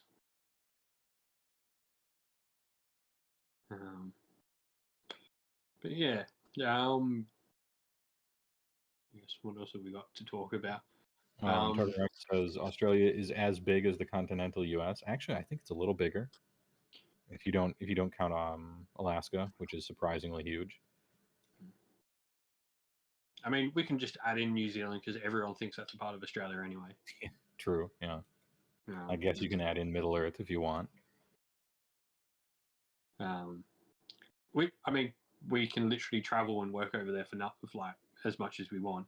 We've got like a free agreement with them, which is really cool. Oh, you have like a travel and business reciprocity or something? Yeah, you can go get a job in New Zealand if you want. Cool. You don't even need like a proper passport.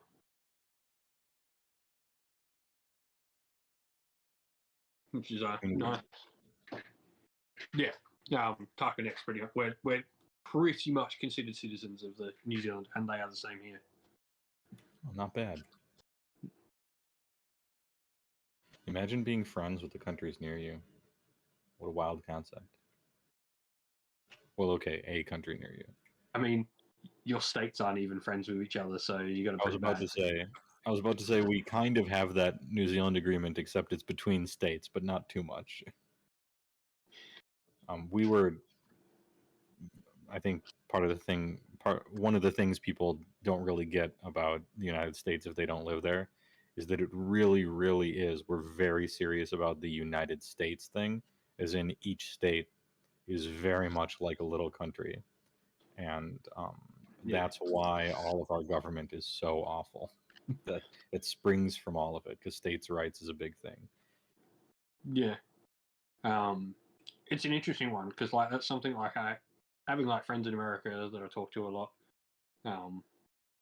It's always an interesting one talking to my friends that in like Australia that don't know people from America and don't understand that thing.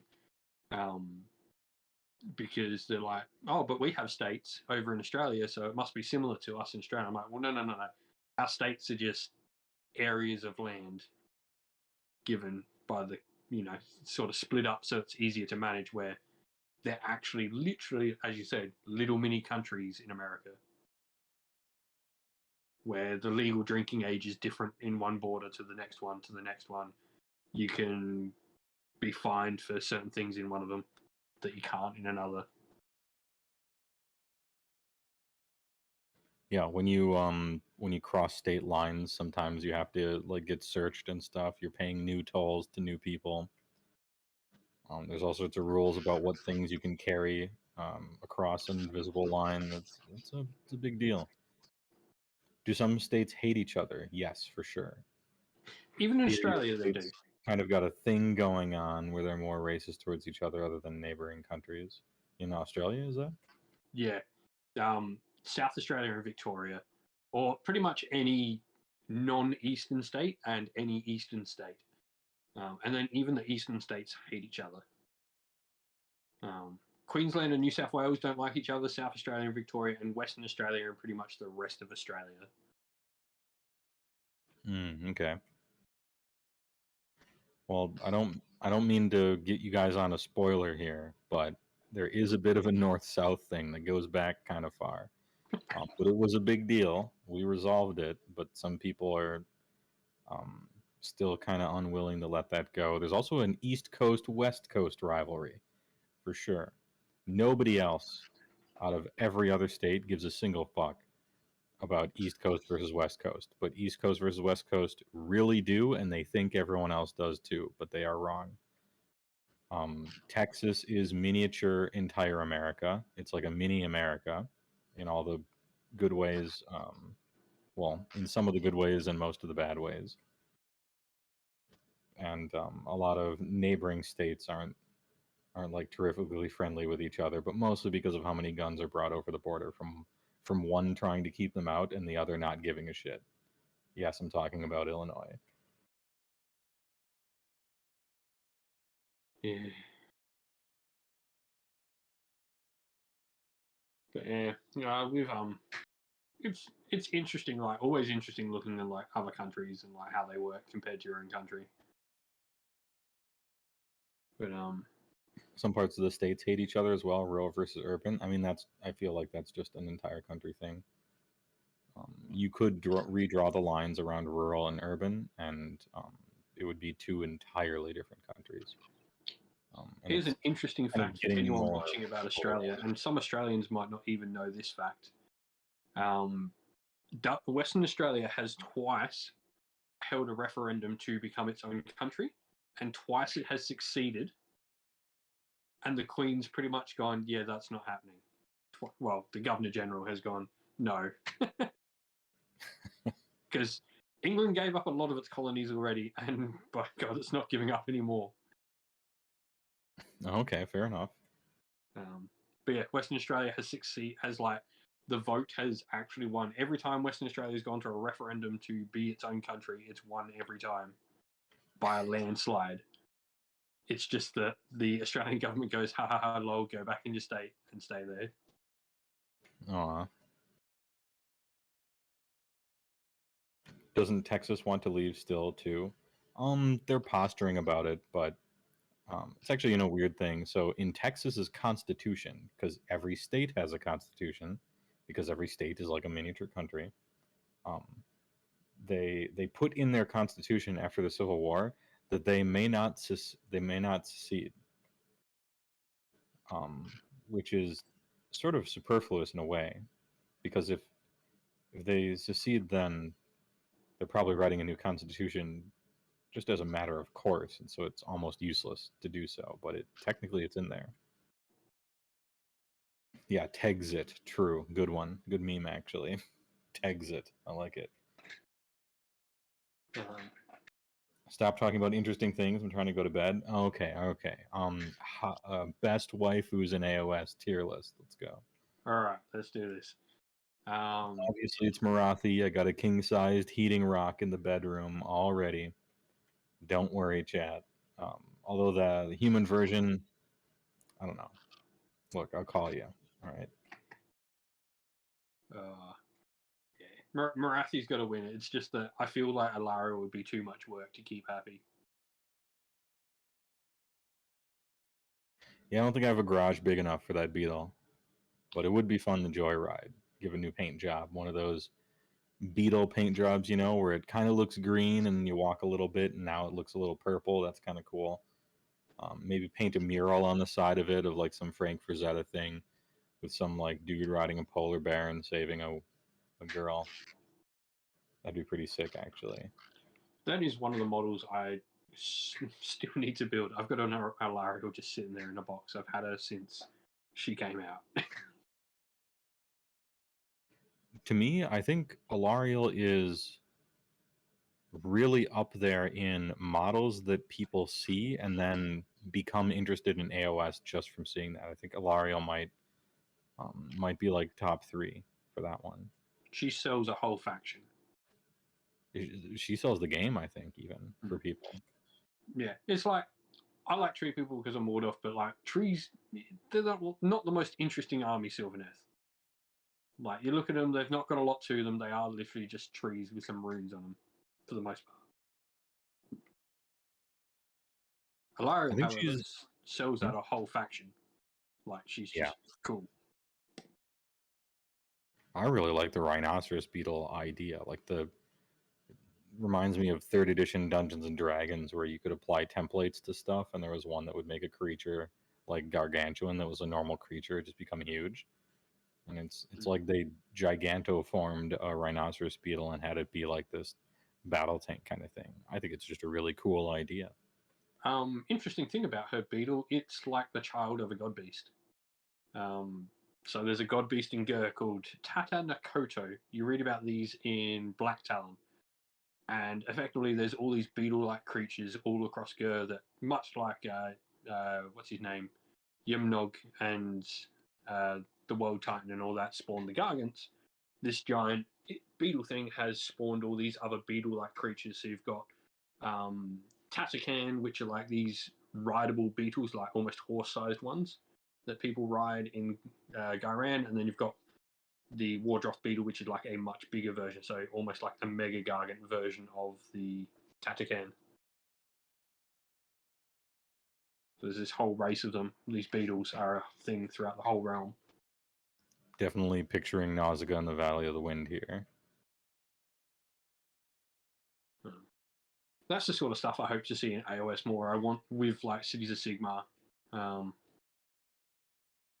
I want them to explore the realms with Cities of Sigmar and give us like fire units or fire upgrade sprues and stuff like that for the army. Oh, here's a good idea. You're the Cities of Sigmar guy, so I have a question. Vince sometimes threw this around, and I was thinking about it too, as something that would be neat that they would never do. What if Cities of Sigmar book came out, and instead of getting, Scourge Privateers and Free Guild Guard and whatever the basic, unit types are, and then instead of like Free Guild Greatsworders and Executioners and Blackguard, like the leveled up like hammery versions of them, instead it was fully like intermixed. Like you buy whatever, and this is like the hammer unit, and here's like 5 humans with great swords. There's 5 executioners. There's some dwarves. Like you could mix them up. Hate that, or would it be cool?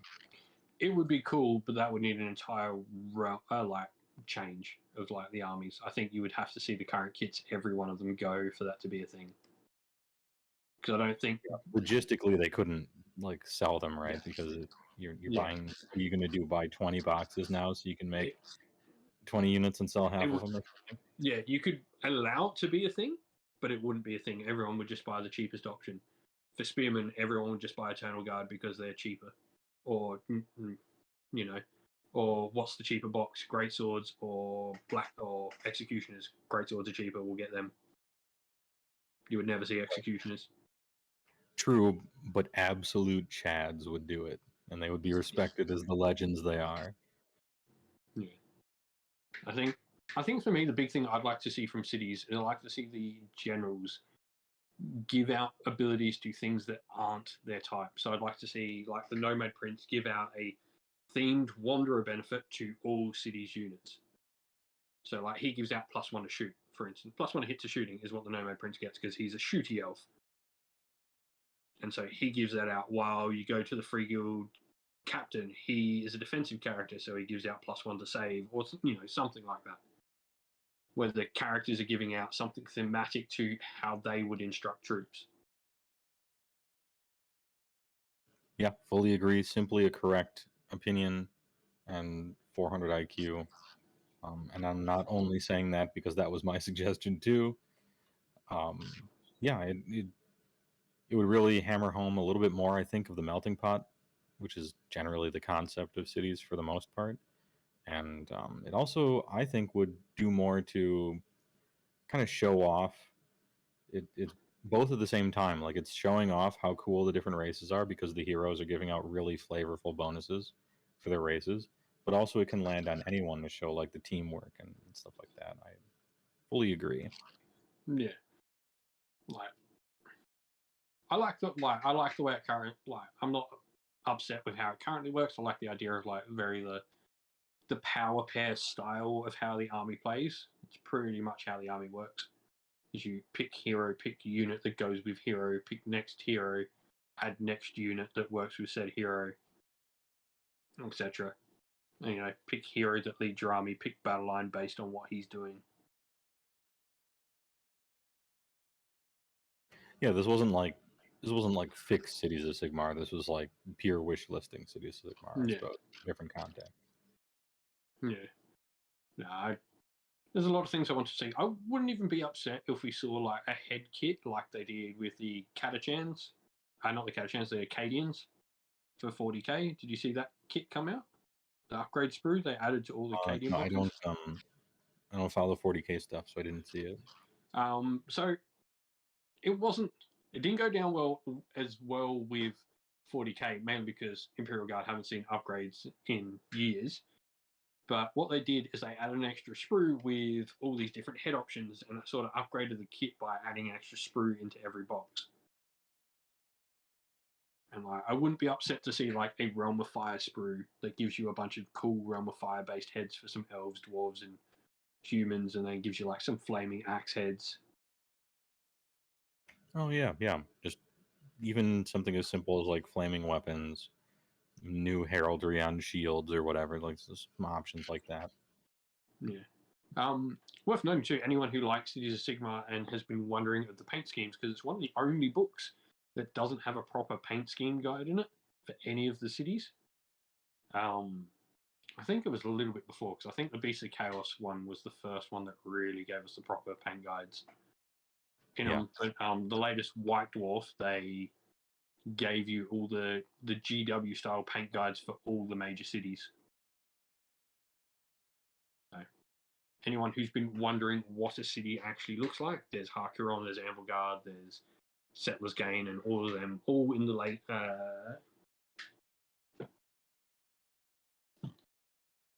That White Dwarf.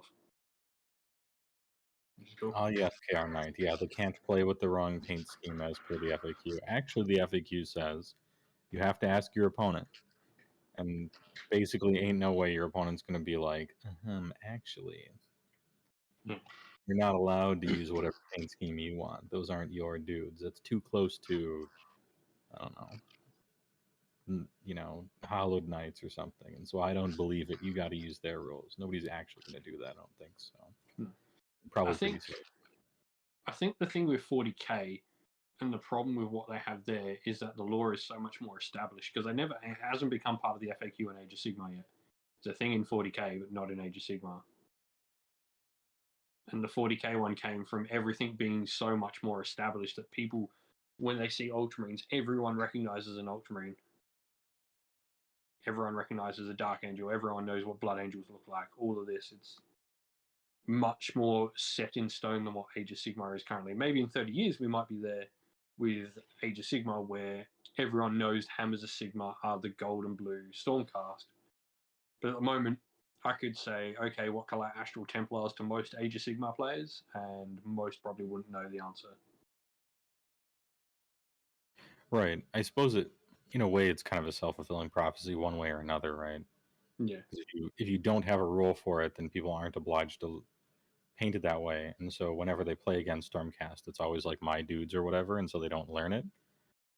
But I also rather like the creative freedom. I'll choose that one, I think, every time. And I think it's a good thing that we're not so obsessed with tradition as 40K is. I mean, it kind of makes sense that they would be in 40K because it's actually a lot of the story is being so obsessed with tradition to your own detriment. It's almost meta in a way.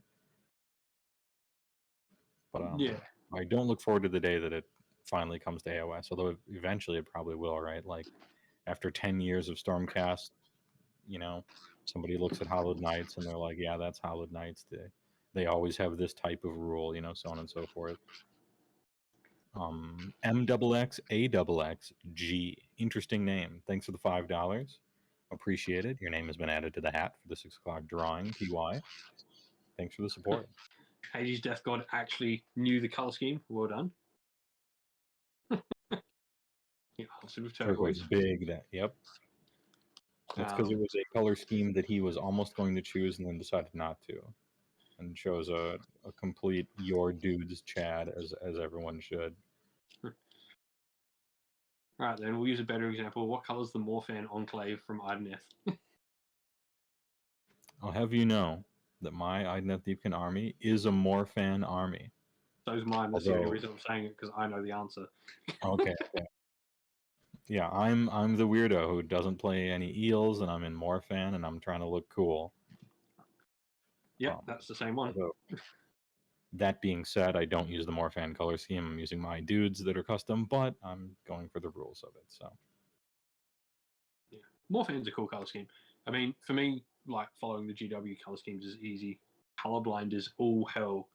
GW's color schemes make it really easy to put a paint on a model. yeah, and they're designed in a manner to show off everything about the sculpt, almost to a marketing degree. Really, I mean that's how heavy metal paints them. Like that's why you get those super harsh, edges everywhere to like really show, okay, this is where the armor plate is, and this is where the model does this thing, and they're it's that style of painting to show off the sculpt, and that's perfectly fine. But when it comes to painting yourself, probably maybe do it a little differently if you'd like. Yeah, I think Fexu definitely said a good point in like 40K. Some of the Space Marine chapters have their own books, hence why the color scheme is encouraged. Like because they use the same units. Like you have say Blood Angels that use the same units as Ultramarines, but you're probably wanting to paint those models as Blood Angels to clear, or at least one of the successes to clearly distinguish you're playing Blood Angels. If you paint your Blood Angels up as Space Wolves, you're probably going to confuse a few people. Oh, yeah, that's right. Yeah, because in 40K, you have one army that you dip in a different color, and it becomes 6 different armies. That's right. Yeah. Apologies for softly trolling 40K players there. Oh yeah. I love 40K. We're getting a lot of mileage out of the same models, I gotta say. Yeah. I love 40K, but yeah, I'm happy to see those new orcs in 40K. I want more non-Space Marine stuff, please. I think that's been in the pipeline. I think they've heard the complaints, and it's time to branch out. You heard it here first, Eldar players. You can replace some of the models that are older than you are in your army. Yeah, I own like Eldaram. I think it should come as no surprise. I like elves in Age of Sigmar. I like elves in 40K. That should probably not come as a surprise to anyone. But yeah, I own Eldar models that are older than me, and they're still current. That's like I own plenty of models that are older than me, but most of them are not current anymore. That's a weird one. Carl Martin Rosenberg, thanks to the $20. Big dono. Thanks a lot. Your ticket has been added to the drawing, which will happen at about 6 when Meph gets back. TY for the charity. No. Oh no, we have Good Painter Stormcast, formerly Good Painter Stormcast man, currently Good Painter Lumineth Realm Lords man, Martin Orlando, talking about hey, well, it won't happen. Warhammer Fantasy Battle had colors for sub-factions for 25 years, and creativity was still encouraged. City of Nuln or Marienburg is a good example. Those armies are mindsets or themes rather than colorful heraldry. Oh, good. Well, then I take that as a good thing in that case. I don't have a lot of experience with Warhammer Fantasy Battles, so I rely on chat to tell me mostly about it. Well, that's a good question. Are you interested in Old World at all? Because I'm an old fantasy player myself. I've been playing Warhammer since I was like 6 and 7 years old. So like fantasy's a big part of my wargaming history. Well, I hate to be a downer, but I knew about Warhammer Fantasy Battle throughout much of my life. I've been in local game stores for 20 years playing Dungeons and Dragons and mostly Magic the Gathering, to be honest. And every once in a while, I would see a 40K game being played on tables. Never actually saw a Warhammer Fantasy game in real life be played, but I knew about it, and I said no to Warhammer Fantasy Battle. It was a game, and when Old World comes out, I will get to say no again. Fair. Just not particularly interested. I played Total War Warhammer 2, which is kind of like Warhammer Fantasy Battle, in spirit, I guess. It's everything it should have been as a tabletop game. Yeah, without trying to sound condescending, it sounds like all the stuff that was good with Warhammer Fantasy Battle, except also the game is good, or more fun maybe. But yeah, I just some of the art's cool, and I heard about some of the lore, and I haven't delved into it enough probably to honestly say that I'm interested or not in it, but I just wasn't much interested in the game. And so I hope Old World is everything that the Warhammer Fantasy people that have been playing since 2nd edition want. I hope it's exactly what they want. Oh no second edition for that. They don't want it to be 2nd edition. Well, not second. I think most of them like 6th, right? That's the one. That's the good one. Nobody likes 8th, supposedly. 8th is pretty popular. 8th and 6th are the two popular ones. 8th is those are the two, not 7. 7th is like that weird edition that's like not 6th and not 8th. Okay. It's that. There's been plenty of games where it's like it's neither one, and it sort of becomes this weird place. 7th is probably the worst edition, I think, of the game, the fantasy. 8th was fun. 8th was probably when it started going towards Age of Sigmar, like it became more big and explodey and more grander game. 6th was very much when it was still down to earth. I mean, put it in this way, like a lot of the kits that look like they maybe were made for Age of Sigmar were 8th edition kit releases. So things like the Hurricaneum, the Frostlord on Thunder Tusk, the like even some of like the Dreadlord on Black Dragon, all those sort of kits like the Bloodthirsters and all that was 8th edition fantasy models. Where 6th was like I don't know. I think the only 6th edition kits around are Chaos Warriors, Dryads, Marauders. Like you can tell a 6th edition kit when you see it.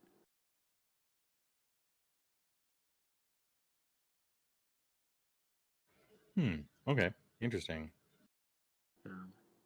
Yeah, I mean, for me, it's like Warhammer Fantasy Battle is like a BLT. I saw it on the menu. I didn't want it, and they put it back on the menu. Still rather have a Reuben. Yeah. But I hope it's like, I really hope the old Warhammer Fantasy Battle people like get exactly what they want. I hope they do it right. I have trepidation about that. I'm not sure what they're going to do with it, but I just hope they're really happy with it, right? Because it sucks when your game dies, even if it was killed after it dies, right? Like, and something I think better came out from it, but you know, like it sucks when your game dies. It'd be nice if they brought it back now that they're financially successful, right? Yeah. I mean, that was the big discussion for like people like, is this going to impact Age of Sigmar? Are we going to lose maybe those players we just gained off? I still don't think we're anywhere near seeing Old World as a game. Like the fact that No. they've still not shown like those pictures of Kislev they showed. People are like, oh, we've seen like model sculpts. I'm like, no, we haven't. We've seen their initial sketches before they start thinking of sculpting a model. We haven't actually. Those pictures are what you do when you're planning to make something. It's like when you go, you know, you were working in tech at school, doing your tech class at school, and you were planning to make a chair, so you drew the chair on a piece of paper before you even thought about putting that chair into like production. Yeah, like when was the first time they mentioned Old World? Was it 2 years ago? Or even just 1 year ago? And it was just the It's logo. coming up to 3. 3, okay. Because Because they when it literally. first came out, I'm like, they've given us only a logo. Like, this is so early. My thought with what they did with it is they announced it so early because they wanted to see what people wanted. That's Because reasonable. I don't think they had any plans to like, well, we want to bring this back because there are some games like Song of Ice and Fire is apparently doing really well. Kings of War's in a good place. And like Ninth Age has a solid community as much as I hate the game. There is a solid community for Ninth Age. I have a brief question. What exactly is Ninth Age, and why do you hate it? Also, Paul Jason Wagner, thanks for the $5. Appreciate the donation. So when Age of Sigmar, when Warhammer Fantasy ended, obviously you had the parts of the community that went and like, cool, we're just going to play Age of Sigmar now. This is what Games Workshop's given us. We're going to do this. Ninth Age is what a particular group of people took Warhammer Fantasy and made the next edition, what they thought the next edition should be. However, with anything, because it's fan created and fan curated, it has all the problems you think it would as a game. It has the whims. It's had multiple times where it's been accused of the people in charge of putting out the next book favoring their own armies and stuff like that. It's finally because ever since the Old World announcement too, Ninth Age has been, I guess, not the. It's lost a lot of people as well because people are like, well, Old World's coming back, and so Ninth Age is actually now not allowed. Well, I'm pretty sure they got sent a cease and desist of using Games Workshop's lore in their book for Ninth Age because now obviously Games Workshop is going back to that. And I do think there are just better games out there. Like if you want to play a rank and flank game, go play Kings of War or go play Song of Ice and Fire, or even go grab. Probably, I think the best rank and flank game that has ever existed was made by Games Workshop, which is War of the Ring. What was that? War of the Ring? Yeah. Yeah. So that was Lord of the Rings on a large scale. So it had the whole circle bases in square movement trays. Okay. It was really good. Like you rolled a particular dice for your unit. So you didn't roll like 30 dice because you had 30 models. You rolled like 8 dice because you had 8 like blocks of troops. So you'd have like a block of like spearmen is 10 spearmen on a base. You would roll 1 dice for that block of 10 spearmen.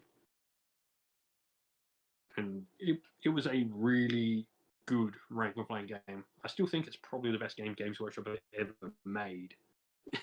Cool. I never heard of it. It sounds interesting. Yeah, unfortunately, it was attached to Lord of the Rings, and Lord of the Rings is a very small community, and the main game of Lord of the Rings uses like 5 to 10 miniatures, and then War of the Ring requires you to have 150. So it's a big jump. Yeah. Yeah, like most Lord of the Rings players just don't have that collection, and it's like it's not like, say, going from like Path to Glory to a 2,000 point army where you have 600, you have 1,000 points, and then you go to 2,000.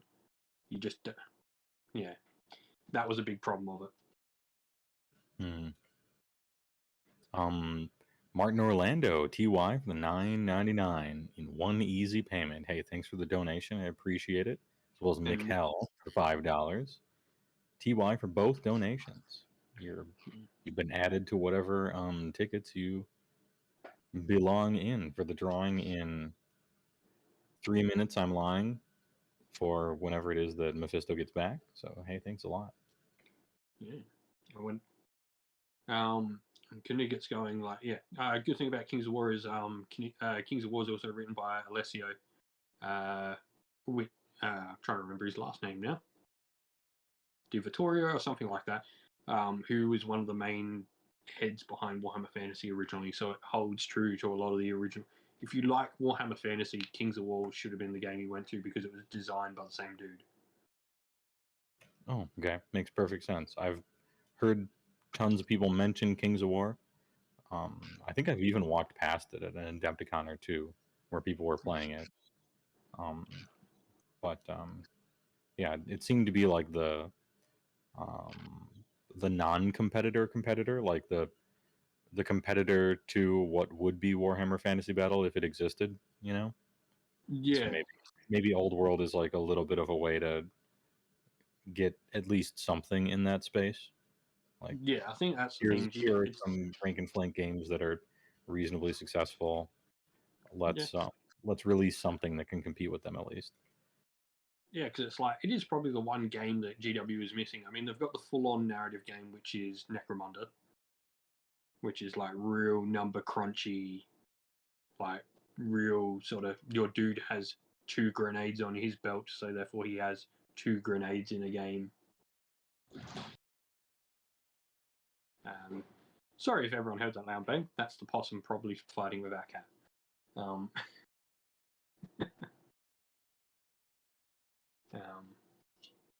But yeah, it'll be interesting to see how Old World goes. Yeah, I wonder what they're gonna do with it. I know people are memeing when they say it's gonna be like epic. I don't think it is, but yeah, they announced it wouldn't be. It's going to be 28. Oh, did they? Yeah. All and right. then So they did the one thing I didn't expect them to loud. do. They did the one thing I didn't expect them to do, which was I thought they were going to go with the round base on square like movement trays to like enable crossover miniatures. Yeah. But they've announced this on square bases. I think that's probably a sticking point of the demographic they're trying to hit. Yeah. I just don't think it's going to draw anyone else into the game. Like I know a lot of the people in the Age of Sigmar group, when that came up, were like, "Oh well, I'm not interested anymore." Yeah, it seems like a rough one from that perspective. Like I don't know how many people that only play Age of Sigmar and didn't play Warhammer Fantasy are going to suddenly like snap guys off of rounds and putting them on squares or anything. But if their goal is to compete with stuff like Kings of War and scoop up old dudes with nostalgia that haven't rebased things yet, then I think it actually is square way or the highway.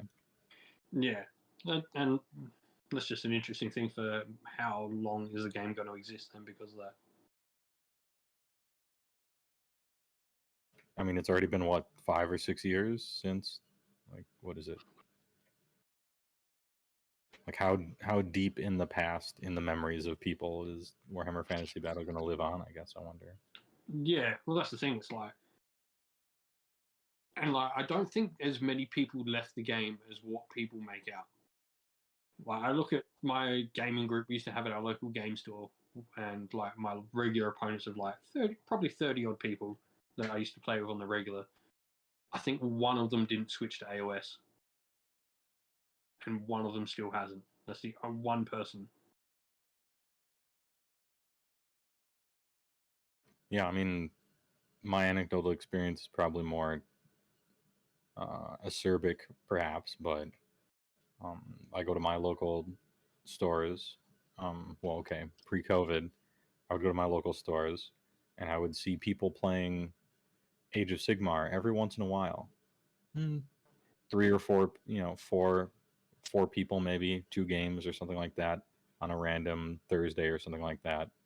And I've never seen anyone play Warhammer Fantasy Battle in my life. So I don't know who left, but it seems like there's people when there weren't before. Oh, geez. Mo, thanks for the $5 as well as DJ Push to Start, double $5 donations. Hey, thanks a lot. ×2, appreciate it. Thanks for the donos. The drawing will be happening soon. TM, trademark in parenthetical. But yeah, because like other games has been something I've been exploring a lot lately. Just different things to paint, different things to play. Because I've been looking to like all Games Workshop's other side games. Like I enjoy me and the little brother when we like get time to spend together. Underworlds has been great. It's like a really quick sort of game we can play on like a Saturday night after I finish work or something. Warcry I really enjoy. And then I just bought the Elder Scrolls game as well, which is another one, mainly because the world is so cool. Elder Scrolls has a tabletop? Yeah, an cool. interesting tabletop game. So it has both a single player or group play mode, effectively like Warhammer Quest, or you can also play the game as like a you versus me game as well. In a skirmish style, probably similar to like Lord of the Rings scale games.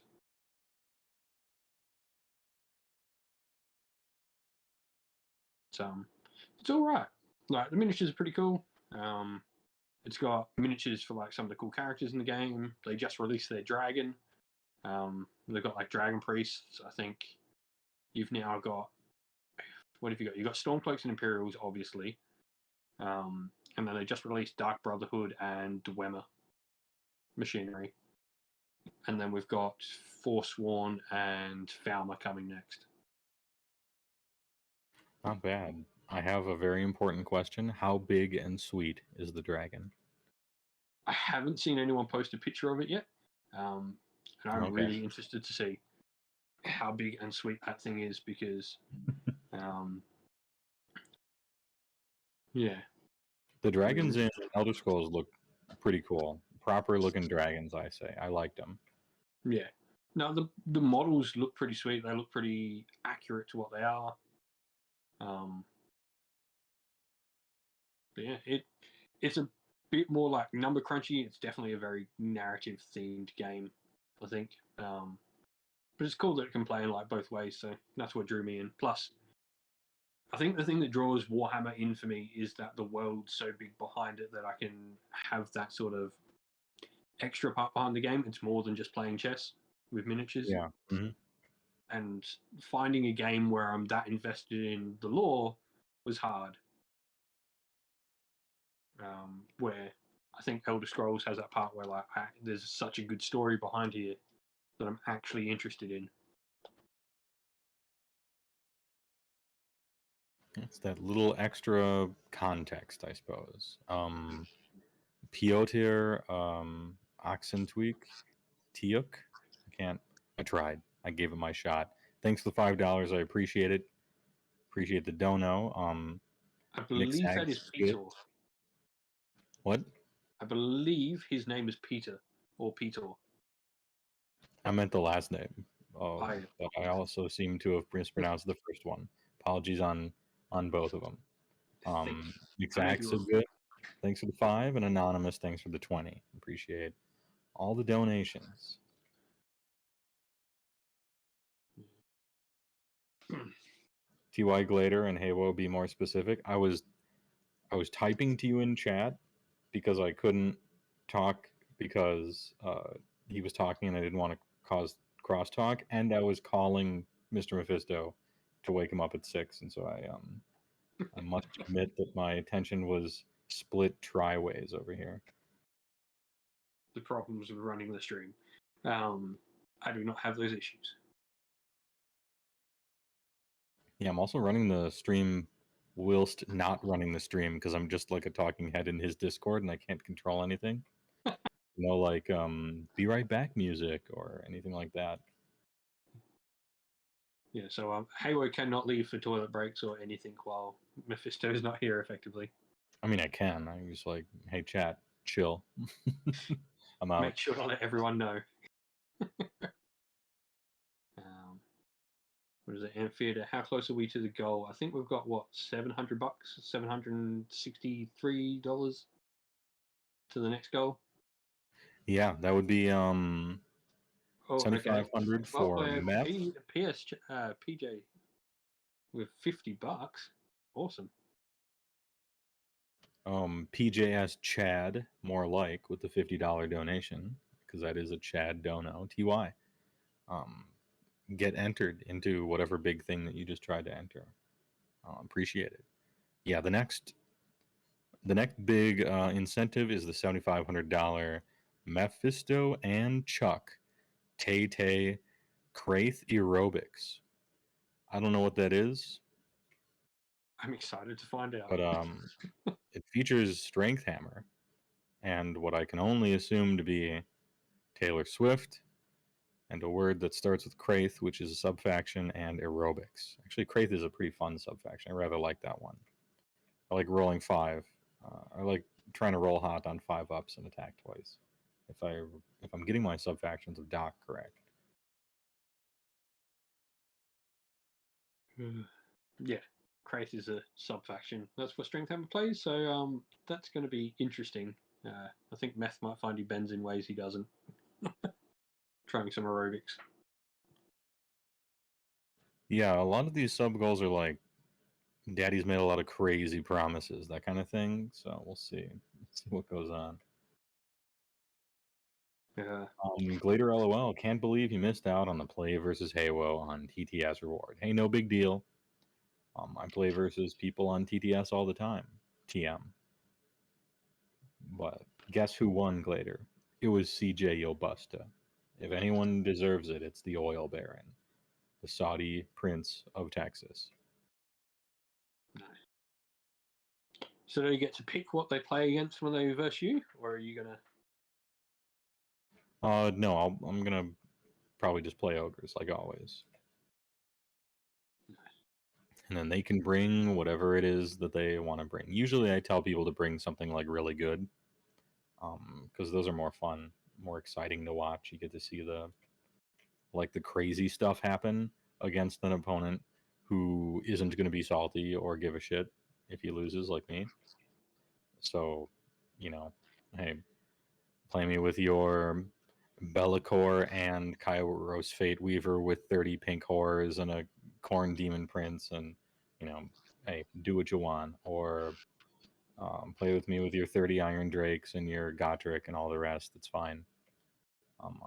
I want to see big, sweet stuff happen. And if it means I win, cool. And if it means I don't, cool.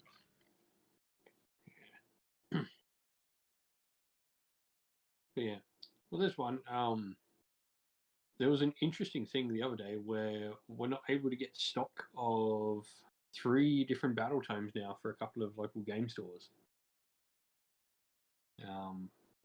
Which would be interesting speculating on, and they were Beasts of Chaos, Skaven, and Cities of Sigmar. The battle tomes were not orderable from stockist point of view. Oh, interesting. I'm surprised by one of those.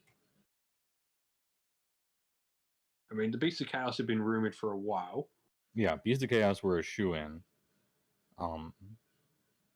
And Skaven's actually a little bit of a surprise. Not because they haven't been waiting for a while or whatever, what have you, right? But Cities of Sigmar makes sense because they're like the world building setting army, and so it makes sense that they would be an earlier one. Not just that, but they seem like they're a major part of the game at the moment. Like they're just so much of the narrative. They're a mover and a shaker. That's like where all the narrative is coming from, just about. And so yeah, it makes sense that they would do one of those early. But the Skaven is like, oh man, there's a lot of stuff in Skaven that looks kind of like a 2-dimensional monkey or a dollar figurine from the dollar store. I wonder what kind of new sculpts are on the way. One of those kind of things. Mikkel, thanks for $5. And Other Mofo again. Both of you, thanks for your additional fives. Appreciate it. TY for the donuts.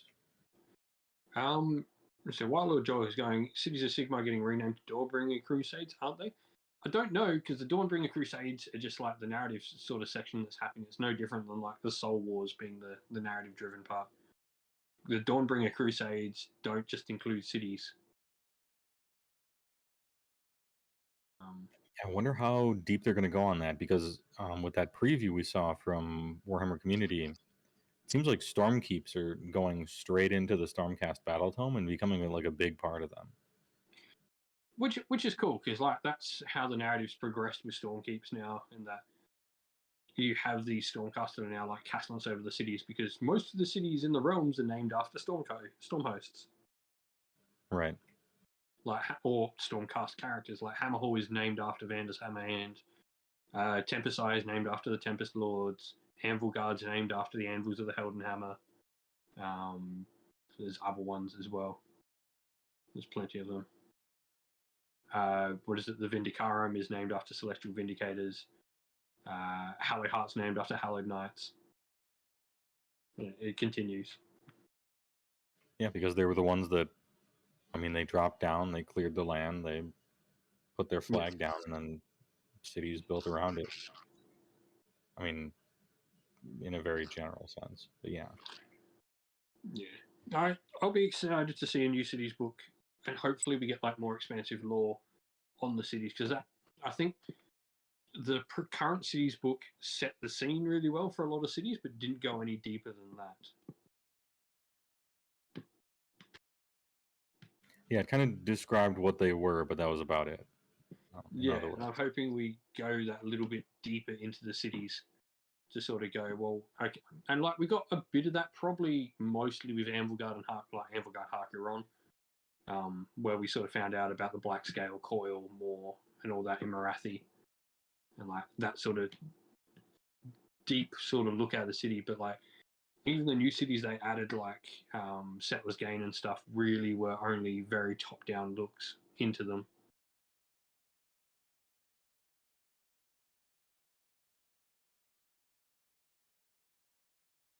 Be interesting, like what they do, because talking about this with like a couple of friends that play cities, and like seeing other cities of Sigmar come into the book, like because obviously if we get a new book, we're going to lose Anvilgard. We would expect be replaced by Harkeron, and then we're probably going to gain. Yeah, sad, but I hope if they rewrite the rules, they take parts of both parts of it, because neither of them are the perfect city. Harkeron certainly relies too much on the Daughters of Cain aspect to it. And then Anvilgard is an okay city, but certainly not one of the best. And look. Yeah, I mean, I always liked Anvilgard, even a lot of the lore around it and stuff like that. Ooh, Mephisto is. Good morning. He's back, boys. Also, Kyle Knapp, TY, for the $5. Thanks a lot for the dono. Awesome. We have kind of blasted through the Mass Effect 3, so please enjoy, Mr. Mephisto. Oh no! Oh no! It's a great thing to wake up to. Yeah, we're good. And we're rolling towards the Meph and Chuck Tay. Another $200, 200 burgers. It's also a morning chat game, 6:16 in the AM. Yeah. And Luke Stone, it's been great talking to you. Yeah. I don't know how much longer you want to stick around. No big deal, but I gotta immediately get to sleep because I got shit to do today, and I gotta like drive places and stuff. So, hey, thanks for hanging out. Good chat, and always good, man. Thanks everybody for all your donations and charity. This was very nice. Good work so far. Keep it going, and please continue to enjoy the show. But I got a blast. All right, later, dude. Thanks for handling the AM shift. NBD, as they say. See you, chat. Yeah, big flats in chat. You love to see it. All right, see ya.